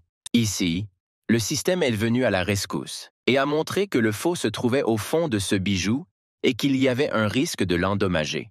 Le jeune homme a expliqué que le fond est faux et que pour le vérifier, il faut casser le vase. L'antiquaire s'y est opposé et a déclaré qu'il ne le ferait pas sans le véritable propriétaire, car le prix dépassait le milliard. Après l'appel de M. Michael, un homme grand et potelé est arrivé, qui avait l'air très inquiet et a demandé ce qui se passait. L'antiquaire et James lui expliquèrent en quelques mots ce qui se passait, après quoi le jeune homme attrapa l'un des artefacts afin de l'utiliser pour détruire l'autre. Ayant levé la main, le propriétaire l'a arrêté en lui disant que s'il faisait quelque chose avec ce vase, il aurait non seulement de gros problèmes, mais il pourrait aussi aller en prison. Comprenant tout cela, James pensa que même si tout cela arrivait, il n'aurait rien à perdre. Ayant pleinement pris conscience de sa position, il lança néanmoins un objet qui ressemblait à un marteau, brisant ainsi l'ancien vase. M. Michael a déclaré d'une voix sévère que si cela s'avérait vraiment être un faux, ce ne serait pas le jeune homme qui aurait des problèmes, mais lui. Pendant ce temps, le système essayait de déterminer où se trouvait exactement le faux et dans quelle partie il fallait le rechercher. Avec son aide, James a commencé à briser soigneusement les restes du fond du vase coûteux, craignant d'endommager les preuves. Lorsqu'il a cassé le morceau suivant, le visage du propriétaire était plus blanc qu'un drap et le personnage principal n'avait plus la même confiance qu'avant. Le gars était prêt à désespérer et pensait que par ses actions, il avait déjà multiplié et détruit tout ce qui pouvait l'être. Soudain, dans la dernière pièce, il a découvert quelque chose de très intéressant. C'était une plaque avec un code QR et il l'a tendue à ceux qui regardaient. Le propriétaire du faux vase tremblait pratiquement, et M. Michael était furieux et prêt à le détruire sur place. D'une manière ou d'une autre, satisfait de son travail et de ses bénéfices, James rentra chez lui et continua à flâner sur le marché. Il monta dans la voiture et se précipita à l'autre bout du marché, là où son bon vieil ami faisait habituellement du commerce. En arrivant, le personnage principal a remarqué que des personnes portant des bandages couvrant le visage s'étaient garées près de son comptoir et se dirigèrent vers lui. Ils ont d'abord attrapé Alex avec force et l'ont traîné jusqu'à la voiture, puis ont commencé à le pousser dedans avec ses pieds, et le commerçant a clairement résisté. Lorsque les inconnus l'ont finalement traîné dans la voiture, fermant rapidement la portière, ils sont partis tête baissée, et James s'est précipité après eux pour dormir avec son ami. Ayant pris du retard à une certaine distance, il est arrivé à un bâtiment abandonné avec des vitres tombant des fenêtres et a commencé à réfléchir à ce qu'il devait faire. Le système indiquait l'emplacement du propriétaire et indiquait plusieurs chemins pour l'atteindre. Le marchand gisait pieds et poings liés, bâillonné et le visage enflé à cause des coups. Voyant son état déplorable, James grimpa par la fenêtre pour le libérer et s'enfuir avec lui, et l'homme fut surpris par son apparition inattendue. Après l'avoir libéré, le personnage principal a dit qu'il ferait au mieux de se dépêcher tant qu'il n'y a personne. Ce à quoi Alex a répondu qu'il n'était pas important et qu'il se sauverait. Le jeune homme ne voulait pas le quitter et fut très surpris par la réponse, après quoi il répondit qu'il pourrait l'aider s'ils partèrent maintenant. Le marchand refusait constamment et tergiversait pour une raison quelconque. Mais cela énervait déjà James. Puis un plan lui vint à l'esprit. Il a dit qu'il lui paierait 10 millions pour l'épée qu'il lui avait achetée. Et ce plan a fonctionné. Le propriétaire s'est immédiatement levé et était prêt à s'échapper. Cela lui a donné beaucoup de motivation et lui a dit que plus tôt il partirait d'ici, mieux ce serait pour eux. Ensuite, ils ont entendu des voix devant la porte et ont eu très peur, après quoi ils ont rapidement commencé à comprendre quoi faire dans cette situation. James a dit que c'était eux qui leur manquaient et a commencé à chercher dans la pièce d'éventuelles cachettes. Quand les voix étaient déjà dans la pièce, elles se turent, puis il y eut un cri disant que le prisonnier s'était échappé, et ils se précipitèrent à sa recherche. Pendant ce temps, le couple se cachait derrière les cartons les plus proches, et leur cœur était prêt à sortir de leur poitrine de surprise. Au même moment, des gens se précipitaient dans toute la zone avec quelque chose de lourd et cherchèrent des fugitifs. Lorsque les pas et les voix se sont tus, ils se sont penchés derrière un tas de briques et ont continué leur sauvetage depuis la base mystérieuse. En le longeant, ils tournèrent à droite et Alex dit qu'il connaissait bien le chemin par ici et lui demanda s'il était déjà venu ici. James a déclaré qu'il faisait confiance à son intuition et qu'il se souvenait à peu près de l'itinéraire de son entrée ici. Au même moment, ils étaient observés sans méfiance par un homme fumant un cigare coûteux. Il a dit qu'il avait besoin d'eux vivants à tout prix et il était furieux d'avoir été ainsi exposé pour contrefaçon d'antiquité. Son subordonné a déclaré que des gens étaient déjà partis à la recherche. Mais avant qu'il ait pu finir de parler, son patron lui a soudainement donné un coup de pied dans le ventre. Il a doublé, et son patron a déclaré que s'ils n'attrapèrent pas ces deux-là, les autorités s'intéresseraient à leurs activités et tout serait alors perdu. Pendant ce temps, les fugitifs avaient parcouru la moitié de la distance et se cachaient de la prochaine patrouille au coin de la rue. Le système a immédiatement donné 2 voies de sortie, à travers le mur, qui avait de grandes chances, et à travers la porte, qui avait moins de chances. Ils décidèrent de tenter leur chance et, trop fatigués, se dirigèrent vers le portail, se cachant des patrouilles qu'ils croiseraient en chemin. Le couple atteignit l'endroit souhaité et le propriétaire se redressa immédiatement et se dirigea vers la porte devant James. En approchant, le système donnait à chaque pas un pourcentage croissant de réussite de l'évasion, quand soudain les portes se refermèrent et, de derrière, ils entendirent une voiture arriver. En se retournant, leurs yeux étaient aveuglés par les phares allumés de la voiture, et des voix joyeuses se faisaient entendre, indiquant qu'ils avaient finalement été attrapés. Des gens joyeux ont commencé à sortir de la voiture, prêts à attaquer à tout moment, et leur patron était assis sur le siège avant. Repoussant Alex, James se balança, prêt à attaquer et à riposter à tout moment. Les bandits l'ont attaqué en masse, ne lui laissant ainsi aucune chance de s'échapper et de gagner cette bataille. Après en avoir affronté 2, le personnage principal pouvait à peine se tenir debout et n'allait pas abandonner. Mais ensuite, le patron est sorti et a frappé le personnage principal si fort au visage que du sang a jailli de son nez. Le chef des bandits n'a pas voulu s'arrêter sur le garçon et a donné un coup de pied au marchand dans le ventre pour qu'il n'aide pas celui qui était déjà blessé.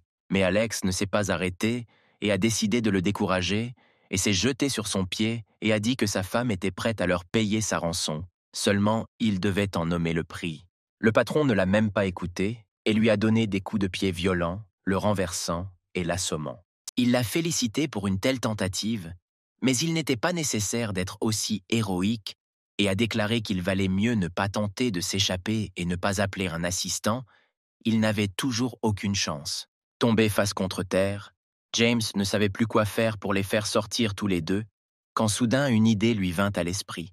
Le gars a dit qu'il travaillait avec eux et qu'ils avaient un plan pour l'étonner encore plus en lui vendant de plus en plus de contrefaçons, et ça a marché. Alex s'est immédiatement réveillé et était furieux que tout le monde l'utilise si effrontément, et le système a montré que cela les aiderait à s'échapper avec une probabilité de 100%. Il s'est d'abord occupé des 2 subordonnés restants et du patron, et a promis qu'il ne laisserait pas de taches humides derrière le personnage principal, et s'est dirigé vers lui. Le marchand l'a frappé au plexus solaire. Le jeune homme a été sauvé par le fait qu'il a réussi à placer à temps une plaque de métal sous sa chemise, ce qui a adouci le coup. L'homme en colère a couru vers la porte, la faisant tomber et tombant épuisé au sol, frappant James. Après l'avoir traîné jusqu'à la voiture, le personnage principal a vu qu'il était inconscient et s'est plaint d'être si lourd. Le chef des bandits battus a allumé une cigarette et a déclaré qu'il ne les quitterait pas si facilement et qu'il devrait agir de manière décisive. Les victimes sont arrivées à l'hôpital. Après un certain temps, Alex a repris ses esprits et a commencé à se repentir de son inattention et de sa crédulité. Il était tellement bouleversé qu'il a même fondu en larmes. Et James a commencé à le consoler en lui disant qu'il ne lui en voulait pas et qu'il n'était pas à blâmer et qu'il lui donnerait l'argent promis. Puis l'homme s'est levé et a dit que maintenant il pourrait avoir de très gros ennuis et qu'il pourrait commencer à être suivi pour se venger. Le personnage principal a vérifié par intérêt et n'en croyait pas ses yeux. Le système a donné 100% pour chaque supposition faite par le propriétaire. Il a été tiré de son état de surprise par un appel téléphonique.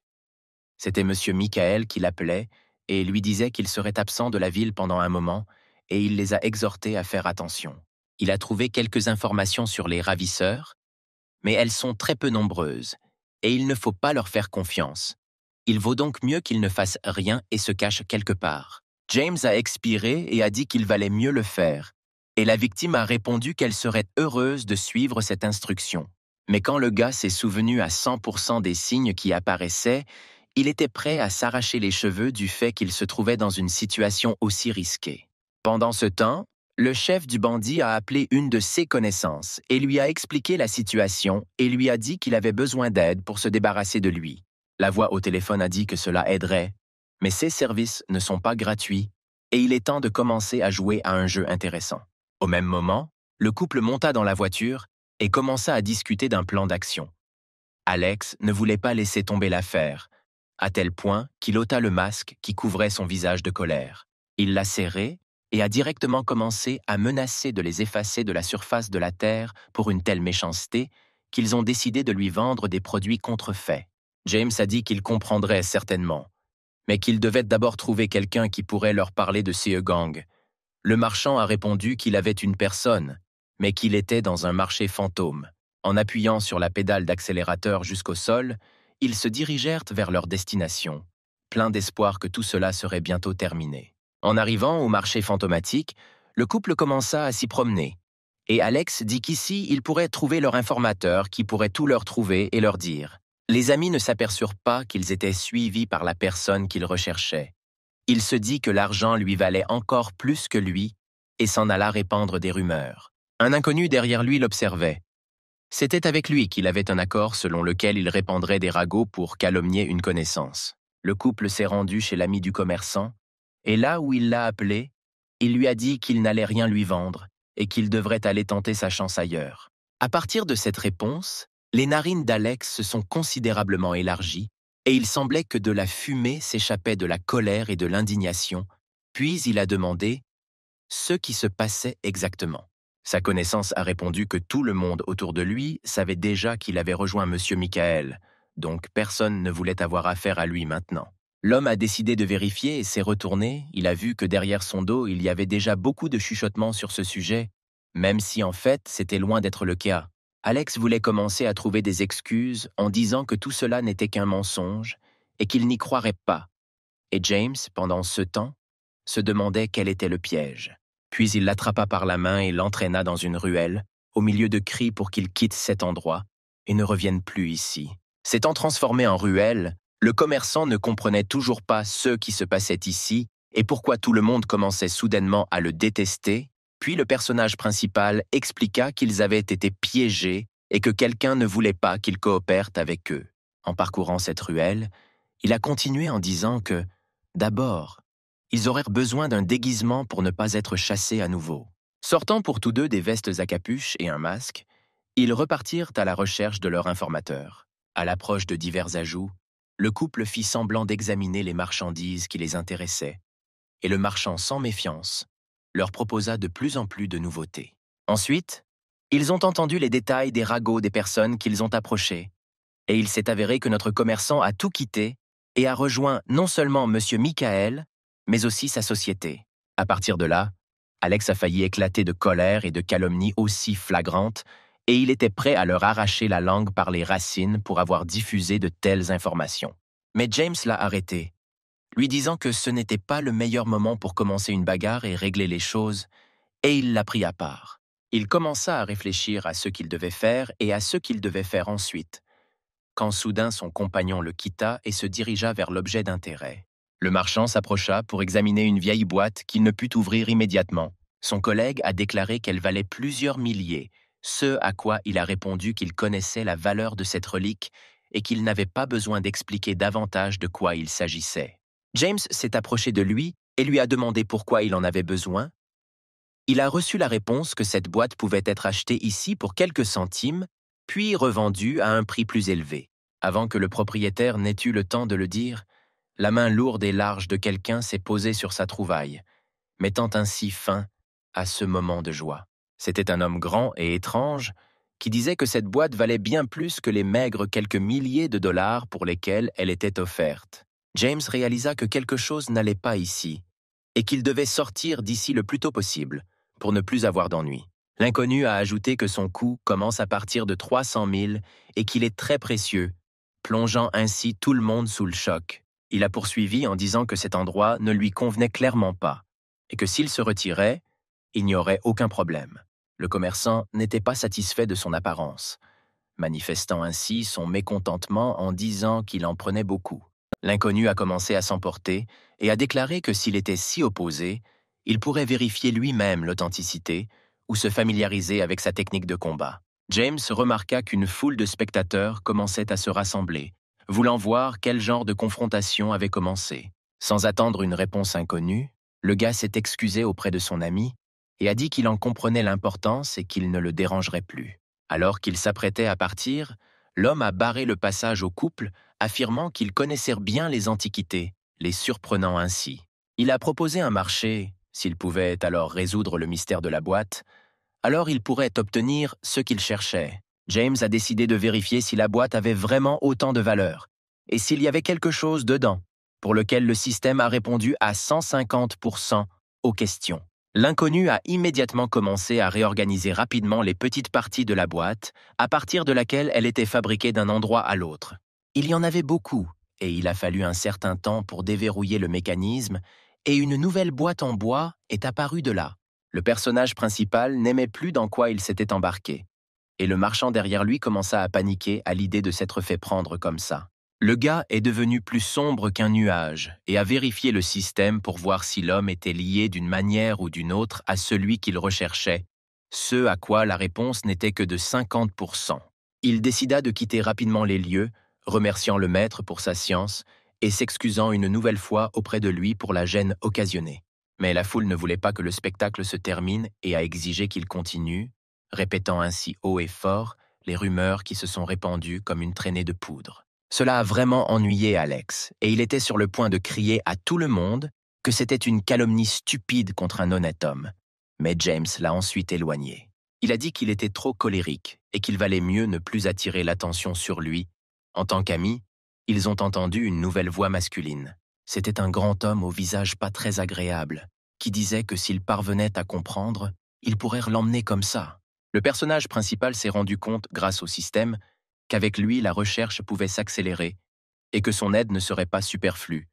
Et, sans prêter attention au regard surpris de son ami, il a accepté. Utilisant toujours ses capacités, il dit que l'intérieur de cette boîte en bois était vide, mais qu'elle contenait un mécanisme secret qui pouvait être utilisé pour ouvrir l'accès au trésor. Le premier inconnu a ouvert une petite boîte et a été surpris que le gars ait deviné juste, même sans jamais regarder à l'intérieur. Mais cette nouvelle l'a même calmé, et il a expiré en disant qu'il y avait vraiment un autre mécanisme dedans, mais que personne ne savait comment le trouver et l'ouvrir. Ensuite, James a pris la boîte de ses mains et a commencé à l'examiner, la tournant dans ses mains et attendant que le système commence à l'aider. Il découvrit une petite saillie en bas et la retira, surprenant encore son entourage. Sur la plaque de bois, il y avait un dessin en forme de fleur avec de nombreux pétales, mais le jeune homme savait qu'il s'agissait d'une énigme secrète avec laquelle il pourrait ouvrir le trésor. Toujours avec l'aide du système, James franchit facilement le labyrinthe secret et invisible qu'elle lui montra. En l'observant, le premier inconnu commença à devenir un peu nerveux et à s'inquiéter de la façon dont il saurait tout cela s'il le voyait pour la première fois de sa vie. Après avoir parcouru tout le labyrinthe, le personnage principal a déverrouillé un compartiment dans lequel est apparu un bracelet de jade vert, brisé en 3 parties. La foule et les autres personnes qui l'entouraient et qui l'observaient étaient stupéfaites par un tel événement, et tout le monde ne comprenait pas comment il avait réussi. Le deuxième inconnu a dit que ce n'était pas mal, mais son petit-fils a fait une petite gaffe. Il lui a à son tour avoué sa défaite et s'est excusé de son inattention. Il s'est approché de ses amis et a admis qu'il admirait leur talent et qu'il n'avait jamais vu de telle personne. Et James lui a souri avec contentement. L'homme leur proposa un concours. S'il pouvait évaluer les antiquités et offrir une grosse somme, il gagnerait. Il a même spécifiquement montré quelques billets de banque pour confirmer qu'il ne mentait pas et que tout serait juste. Les amis sont un peu sortis de la réalité, mais sont immédiatement revenus et ont regardé l'argent sous le choc, comme s'ils l'avaient vu pour la première fois de leur vie.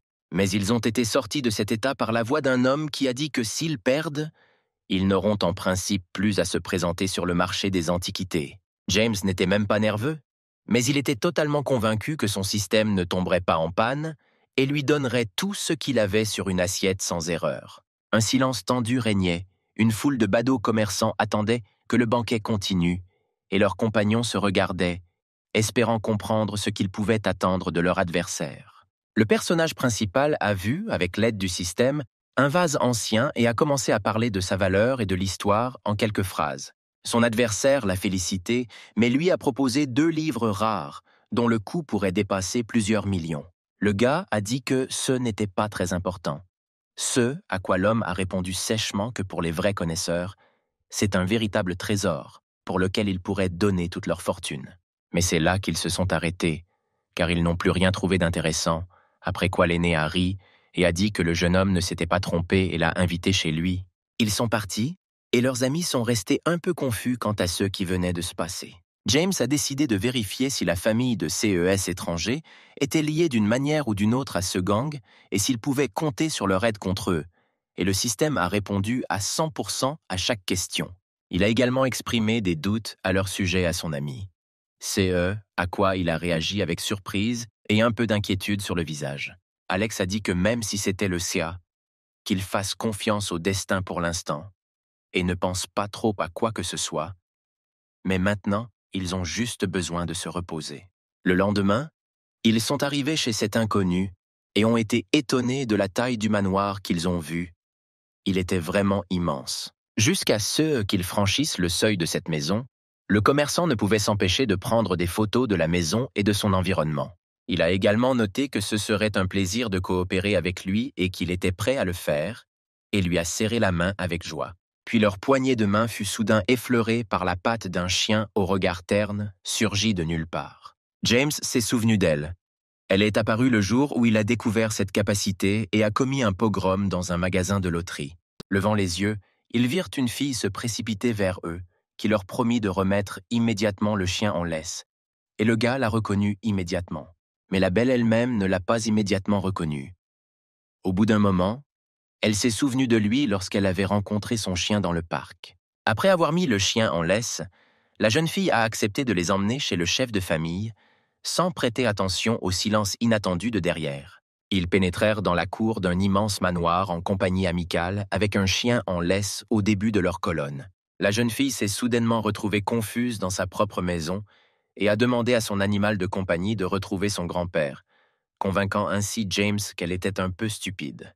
Puis son frère aîné s'est approché, alors qu'elle se tournait vers lui, et lui a dit que ce couple cherchait leur grand-père et qu'elle voulait les accompagner.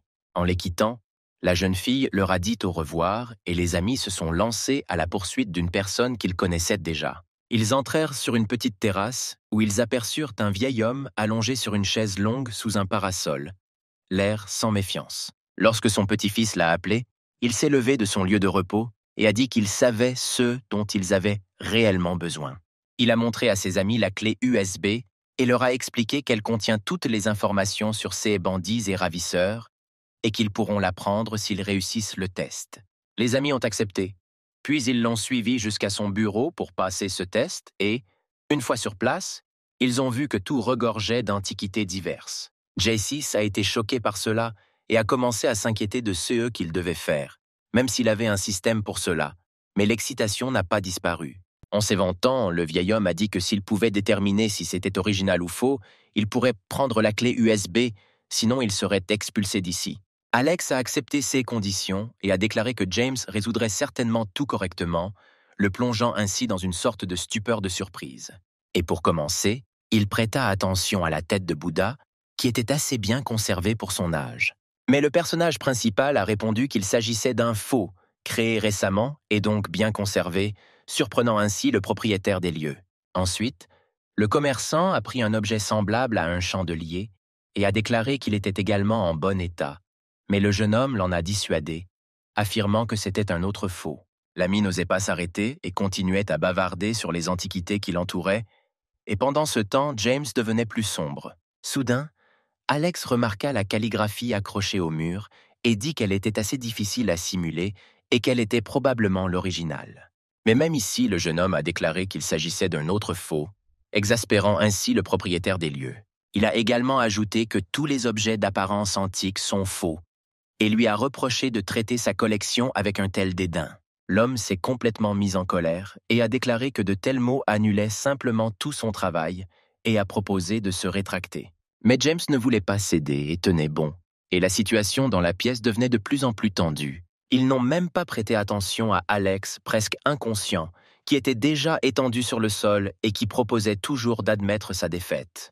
Ayant repris ses esprits, il décida finalement de dissuader le sombre jeune homme et dit que tout le monde faisait des erreurs. Et derrière elle se tenait le propriétaire, content de lui. Le personnage principal s'est tourné vers lui et n'a ressenti aucune astuce, mais le système avait précédemment déclaré qu'avec son aide, il serait possible de se débarrasser des problèmes liés aux ravisseurs. Par conséquent, il a dit qu'il n'avait pas renoncé à ses paroles, qu'il n'y avait que des contrefaçons tout autour, réchauffant ainsi la situation à l'extrême, et le pauvre commerçant lui a attrapé la tête, ne sachant que faire. Puis le vieil homme l'a soudainement attrapé, de sorte que ce pauvre garçon a crié de douleur et de surprise, et James a dit qu'il ne devrait pas être impliqué ici, puisqu'il n'était pas à blâmer. L'homme s'est accroupi et a étendu ses doigts dans un seau devant lui, se préparant à attaquer, et a commencé à crier de manière menaçante, prenant le gars par surprise. Son cou tomba sur l'un des points de son corps, le mettant ainsi à genoux de douleur. Lorsque le jeune homme s'est effondré, son ami a essayé de lui remonter le moral en lui disant qu'il pouvait prévoir ses actions. Mais il est resté sombre et s'est penché. Le vieil homme, à son tour, a ri bruyamment et a dit qu'il était bon et le spectacle s'est déroulé en trombe, et ses amis l'ont regardé avec un regard vide. Puis les doigts de quelqu'un touchèrent le dos de James, réduisant ainsi la douleur et l'aidant à se relever. Il s'est avéré que c'était M. Michael, qui a répondu qu'il avait vraiment fait du bon travail. Et le gars l'a regardé avec surprise et n'a pas compris d'où il venait. Le propriétaire de la maison a une fois de plus félicité le jeune homme pour son attention et sa précision étonnante envers les choses qui se trouvaient ici. Quand tout le monde a réalisé que ce n'était qu'un test, Alex a fondu en larmes à cause de tout ce qu'il avait vécu et a dit qu'il était très inquiet pour son ami. Mais il a été guidé par les sentiments du propriétaire, qui a déclaré qu'il pouvait lui organiser un chèque similaire s'il le souhaitait. Le propriétaire a décidé de se moquer un peu du marchand bouleversé et, à son tour, il s'est opposé à une telle intimidation qu'il s'est saisi la tête. Mais revenons au fait. Le propriétaire a déclaré que cette pièce était en réalité pleine de toutes sortes de contrefaçons. Et il a expliqué qu'il s'agit d'un test spécial pour vérifier l'attention et la connaissance du sujet des antiquités. Le propriétaire a également admis qu'il appelle cette pièce la salle des mensonges, car tout ici est complètement faux. James réalisa que le propriétaire de ce manoir n'était pas impliqué dans l'affaire de contrefaçon d'antiquités, mais que quelqu'un de sa famille était certainement là, et tout en y réfléchissant, il regarda le panneau de chargement devant ses yeux. Faisant une fois de plus l'éloge du jeune homme, l'homme a déclaré que lui et M. Michael avaient une offre très rentable et agréable à lui proposer. Puis, le deuxième antiquaire a pris la parole et l'a invité à devenir le principal participant de leur société au lieu de celui qui l'avait abandonné. Les yeux du personnage principal se sont illuminés de joie. Avec une telle proposition, il pourra résoudre deux de ses problèmes, l'un concernant la recherche de relations et le second, celui de revenus. Heureux de cette proposition, le gars y réfléchit un moment et, entre-temps, son ami réalisa ce qui se passait et s'empressa de lui expliquer. Il a expliqué qu'il y avait plus d'1 millier de personnes dans cette société, toutes ordinaires, comme lui, mais il ne s'est jamais vanté d'en faire partie. M. Michael a déclaré qu'il prenait en compte tous les talents et capacités de James et pensait qu'il pourrait le devenir à part entière. Les amis ne pouvaient toujours pas comprendre le bonheur complet qui leur était tombé sur la tête, alors ils restèrent simplement sous le choc, la bouche ouverte. Alex a répété une fois de plus les paroles de l'antiquaire et n'arrivait pas à croire qu'on proposait à son ami de devenir un personnage important, et le jeune homme a demandé qui ils étaient. Puis il a expliqué que 16 personnes sont peu nombreuses, environ 17 personnes, et quels sont les dirigeants de cette société. Puis soudain, le commerçant a commencé à demander à être promu au rang principal, puisque son ami a été promu au rang principal, et il reste toujours un simple soldat. Ce à quoi il a reçu la réponse qu'il continuerait à développer son potentiel et qu'il serait alors peut-être promu au rang principal. Ou s'il est si désireux d'augmenter son rang, alors le propriétaire de la maison est également prêt à le tester, et Alex a immédiatement commencé à nier.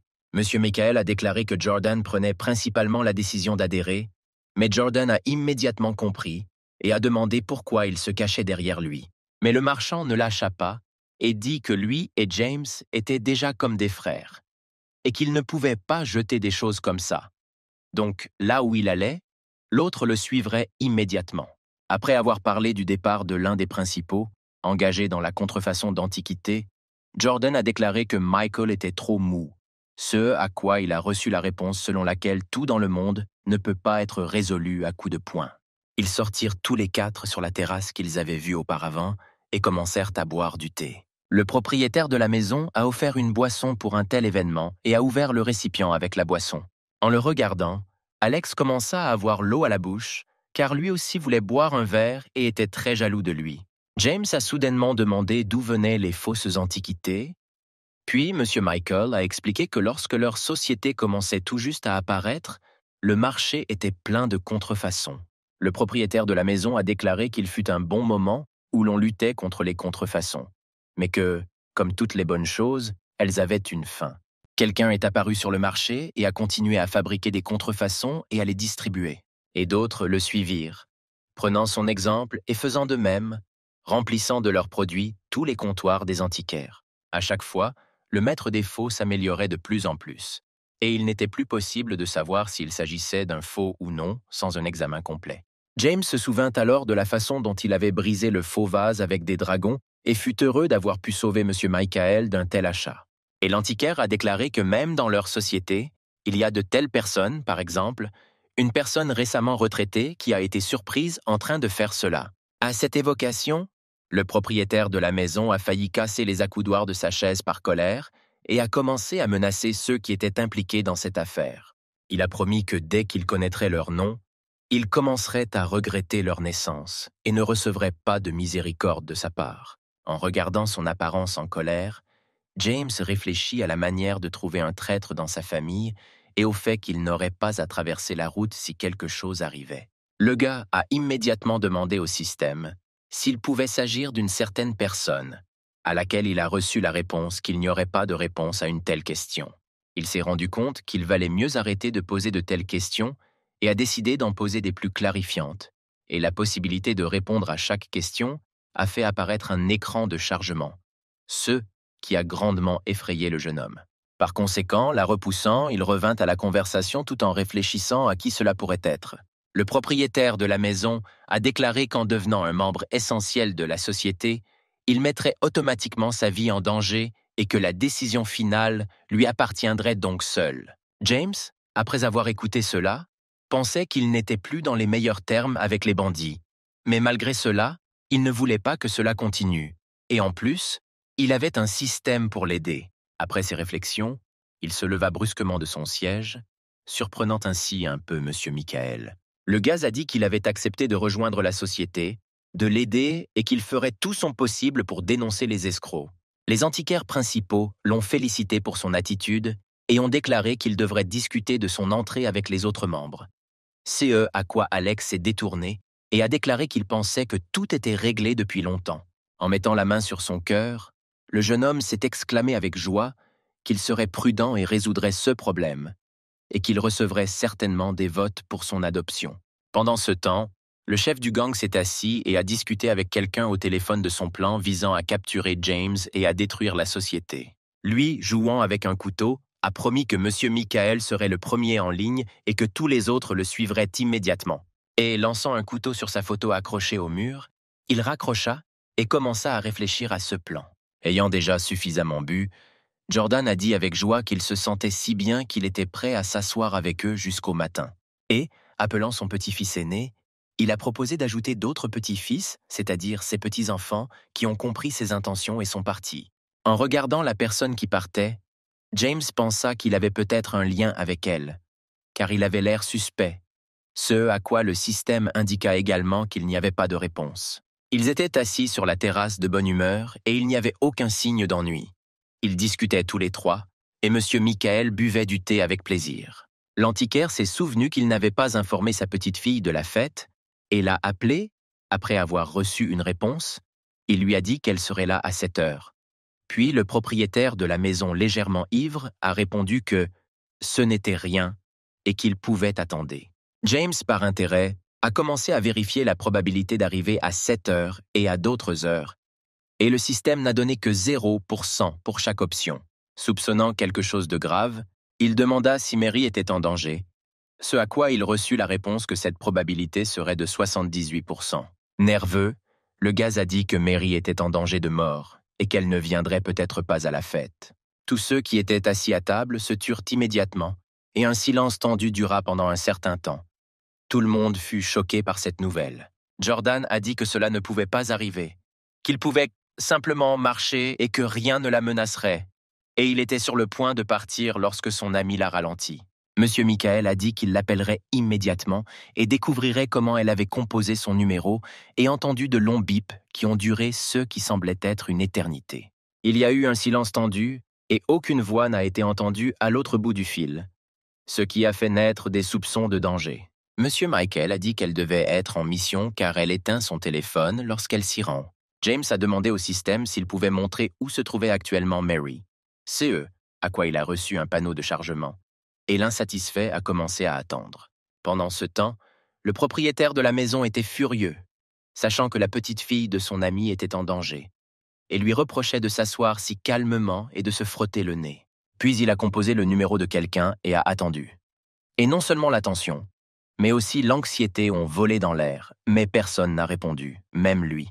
Monsieur Michael s'est levé et a dit qu'il irait chercher quelque chose et qu'il les laisserait s'asseoir ici pour l'instant, afin que rien ne se passe. James, voyant leur tension, sauta de sa chaise et demanda la permission de la retrouver, et dit qu'il savait à peu près où elle se trouvait, et les aînés, à leur tour, furent surpris. Il a promis qu'il la ramènerait chez elle en bonne santé et en sécurité. Puis Jordan a déclaré que Richard était avec lui pour encore plus de sécurité. En sortant du manoir, l'homme lui a seulement dit de s'asseoir et rien d'autre, surprenant ainsi le protagoniste par son calme. Lorsqu'ils montèrent dans la voiture, sans même attendre que James attachât sa ceinture, Richard démarra en disant au gars de lui montrer le chemin.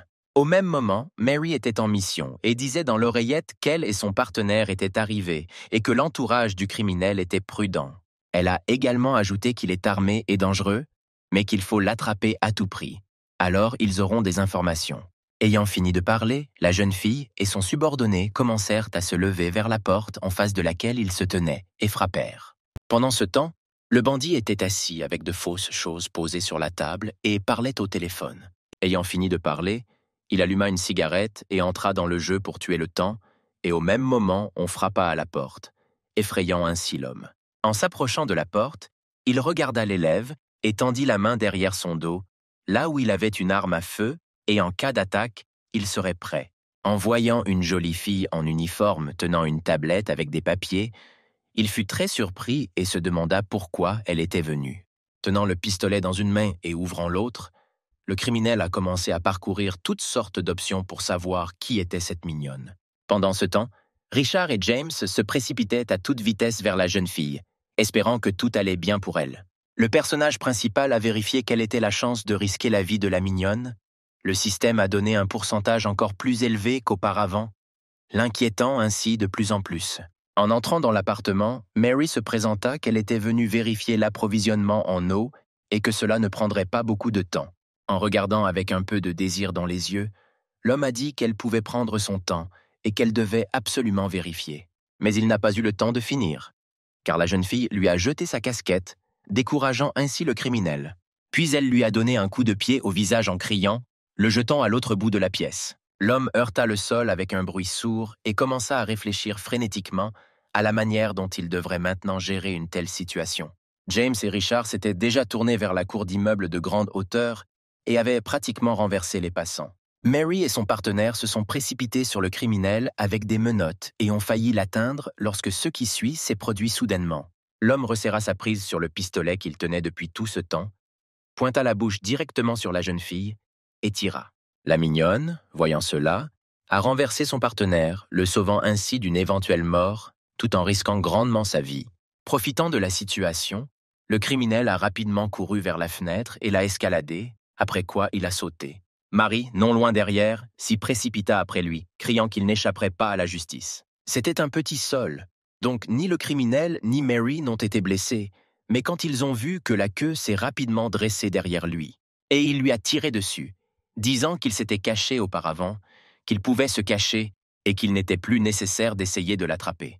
Mais les balles n'ont pas atteint la jeune fille, car elle a été couverte par une voiture avec son frère et James qui est arrivé à temps, la sauvant en même temps.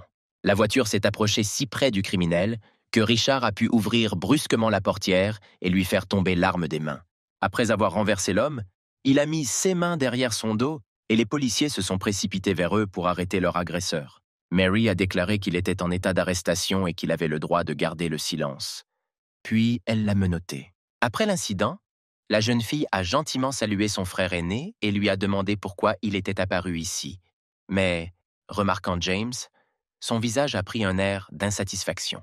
Pendant ce temps, le personnage principal essayait de reprendre son souffle face à un style de conduite aussi dur et au bruit de coups de feu, car sa vie ne l'avait clairement pas préparé à cela. Richard, ne prêtant pas attention au jeune homme, a répondu qu'il voulait la voir progresser et a noté que sans les capacités de James, il n'aurait pas pu éviter de tristes conséquences. Mary les attrapa tous les deux par l'avant-bras et commença à les gronder pour un acte aussi imprudent et dangereux et en leur disant qu'ils ne devraient pas du tout s'impliquer dans de telles aventures. Mais une voix s'est fait entendre dans son écouteur et, la remerciant pour son aide, elle est partie résoudre les problèmes qui s'étaient posés et le personnage principal a expiré de soulagement. Cependant, en se souvenant de ce jour où elle a failli le traîner au poste de police pour suspicion, des milliers de chairs de poule ont parcouru son corps. Mais le gars était reconnaissant de sa chance et du système, qu'il avait encore une fois aidé et sauvé, et a sorti une cigarette. Après avoir allumé une cigarette, il a libéré non seulement un nuage de fumée, mais aussi un soulagement que tout s'est bien passé et a vérifié quel était maintenant le risque de danger pour la jeune fille. Mais le système a déjà répondu à sa demande à 85%. Le gars était tellement étonné qu'il n'a pas remarqué comment il avait laissé tomber la cigarette de ses mains. Voyant cela, James, oubliant tout, se précipita vers l'entrée où il se trouvait, et Richard, surpris, sans rien demander, le suivit. Il s'était déjà précipité sur quelques étages, et le système augmentait le pourcentage de danger pour la vie de Mary, et son cœur battait à tout rompre à la fois par la peur et par la fuite. Voyant que le pourcentage était passé à 90, il rassembla ses dernières forces et se précipita à la rescousse. Et Richard comprit déjà ce qui se passait, alors il ne parla plus. Le personnage principal a fait irruption dans l'appartement et a appelé Mary à haute voix, la surprenant ainsi grandement ainsi que ses assistants, qui enquêtaient ensemble sur l'affaire. Ils montrèrent seulement un peu de surprise sur leur visage, et James, voyant qu'il n'y avait rien d'aussi menaçant, fronça seulement un peu les sourcils. L'un des policiers a déclaré que le criminel avait des complices, puisqu'il n'était qu'un intermédiaire dans la revente d'antiquités et qu'il se cache désormais très probablement. Mary a de nouveau noté qu'il avait une arme à feu, a répondu que c'était très dangereux et a ordonné que tout membre du personnel qui semblait suspect soit gardé sous surveillance. Et le système, pendant ce temps, continuait d'augmenter le pourcentage de probabilité de décès de la jeune fille. Il avait déjà atteint 91, ce qui inquiétait beaucoup James. En poussant les gars hors de l'appartement, la jeune fille les a avertis de ne pas laisser cela se produire la prochaine fois et a ordonné à ses subordonnés d'aller de l'avant. Le personnage principal ne voulait pas ignorer la possibilité de sa mort. Alors il a dit qu'il restait pour l'aider parce qu'elle était trop détendue et risquait de perdre le contrôle de la situation. Après l'avoir écouté, Mary a accepté son aide et lui a demandé de prendre l'affaire au sérieux, car la situation était une urgence et tout pouvait arriver. James fut surpris qu'elle l'accepte immédiatement comme allié et commença à regarder la table où se trouvaient de fausses antiquités et de la nourriture à moitié mangée dans des boîtes. En voyant un paquet de cigarettes vides, il a supposé que le criminel se rendrait d'abord au supermarché le plus proche pour les chercher, puis disparaîtrait, après quoi Mary l'aurait attrapé et tous les trois se seraient précipités à sa recherche. En voyant les pourcentages de risque, le personnage principal a dit que des civils pourraient peut-être être blessés et le fugitif s'est rendu compte qu'il le recherchait déjà. Ils ont volé hors de l'entrée et Mary a reçu un message sur son écouteur indiquant qu'il avait été retrouvé et a confirmé les paroles du jeune homme concernant une évasion probable. Une fois arrivée à la voiture, la jeune fille a déclaré que, puisque des victimes étaient probables, il protégerait les civils. Quand tout le monde fut assis, la mignonne attacha rapidement sa ceinture et appuya sur la pédale d'accélérateur, sans attendre que les autres le fassent, et ils décollèrent. En raison de la vitesse élevée développée par la voiture, lors des virages, James s'est pendu comme de la gelée et s'est cogné le visage contre la vitre. Toute la campagne a atteint le bâtiment en construction et est entrée sur son territoire sans hésitation, car chaque minute était importante. Après s'être arrêté, l'estomac du protagoniste n'a pas pu résister à de telles aventures. Il a expulsé tous ceux que son propriétaire avait mangés auparavant. Après s'être assuré qu'il n'était plus en danger, Richard lui a demandé de rester ici, et il s'est lui-même lancé à la poursuite de sa sœur. Le système montrait qu'il n'y avait désormais aucune menace pour la vie de Mary et qu'elle était nulle. Le jeune homme, expirant, décida d'allumer une cigarette pour calmer ses nerfs. Avant qu'il ait pu sortir le briquet, quelque chose lui est venu à la tête, et quand il s'est retourné pour regarder d'où cela venait, le gars a vu un garçon avec un ours en peluche, étant ainsi surpris qu'il soit là. Pendant ce temps, je vais transférer. J'ai sauté par-dessus la clôture et j'ai couru vers le chantier de construction, et James a essayé de l'arrêter avec ses cris qui n'ont eu aucun effet. Voyant une notification du système indiquant qu'il y avait à nouveau un risque pour la vie de Mary et que ce garçon pourrait devenir un otage, le personnage principal s'est immédiatement précipité après lui pour empêcher tout. Le garçon cessa soudain de rire et s'enfuit, car un homme énorme, comparé à lui, armé d'un pistolet, se tenait sur son chemin. Il avait un sourire qui ne présageait rien de bon pour lui, et l'enfant, quant à lui, tombait dans un état de stupeur devant lui, ne sachant que faire. Puis, Mary et Richard sont arrivés. Quand ils les ont vus tous les deux, la fille, sans penser à rien, s'est précipitée pour sauver le bébé, l'homme n'a pas hésité non plus, et s'est dirigé vers l'enfant. Mais aucun d'eux n'a atteint le garçon, car James l'a attrapé en premier, le sauvant ainsi. Le personnage principal est tombé sur le dos, et il lui a semblé que quelque chose craquait en lui, mais très probablement, il l'a vraiment ressenti à cause du coup. Et le système a commencé à spammer des panneaux rouges avec le mot « erreur », effrayant encore plus le gars, craignant qu'il ne meure désormais plus vite que Mary. Il s'est avéré qu'il a simplement perdu connaissance et, lorsqu'il a repris conscience, il était assis dans la voiture et se frottait l'arrière de la tête, ce qui était très douloureux après le coup. Il entendit la voix d'une jeune fille qui le félicitait pour son courage et disait que les criminels avaient déjà tous été capturés et arrêtés. Mary a également ajouté que sans son aide, l'affaire aurait peut-être duré longtemps et a déclaré à propos de l'enfant qu'il allait bien et qu'il avait été livré à ses parents. Lorsque James est tombé, il n'a pas ouvert les yeux pendant longtemps. Elle a commencé à craindre qu'il soit mort d'une manière ou d'une autre, mais Richard l'a rassuré en lui disant qu'il était simplement inconscient. Voyant qu'il tardait à réfléchir, Mary lui cria dessus, lui faisant ainsi peur, et devant les yeux du personnage principal, il y avait encore des signes d'erreur.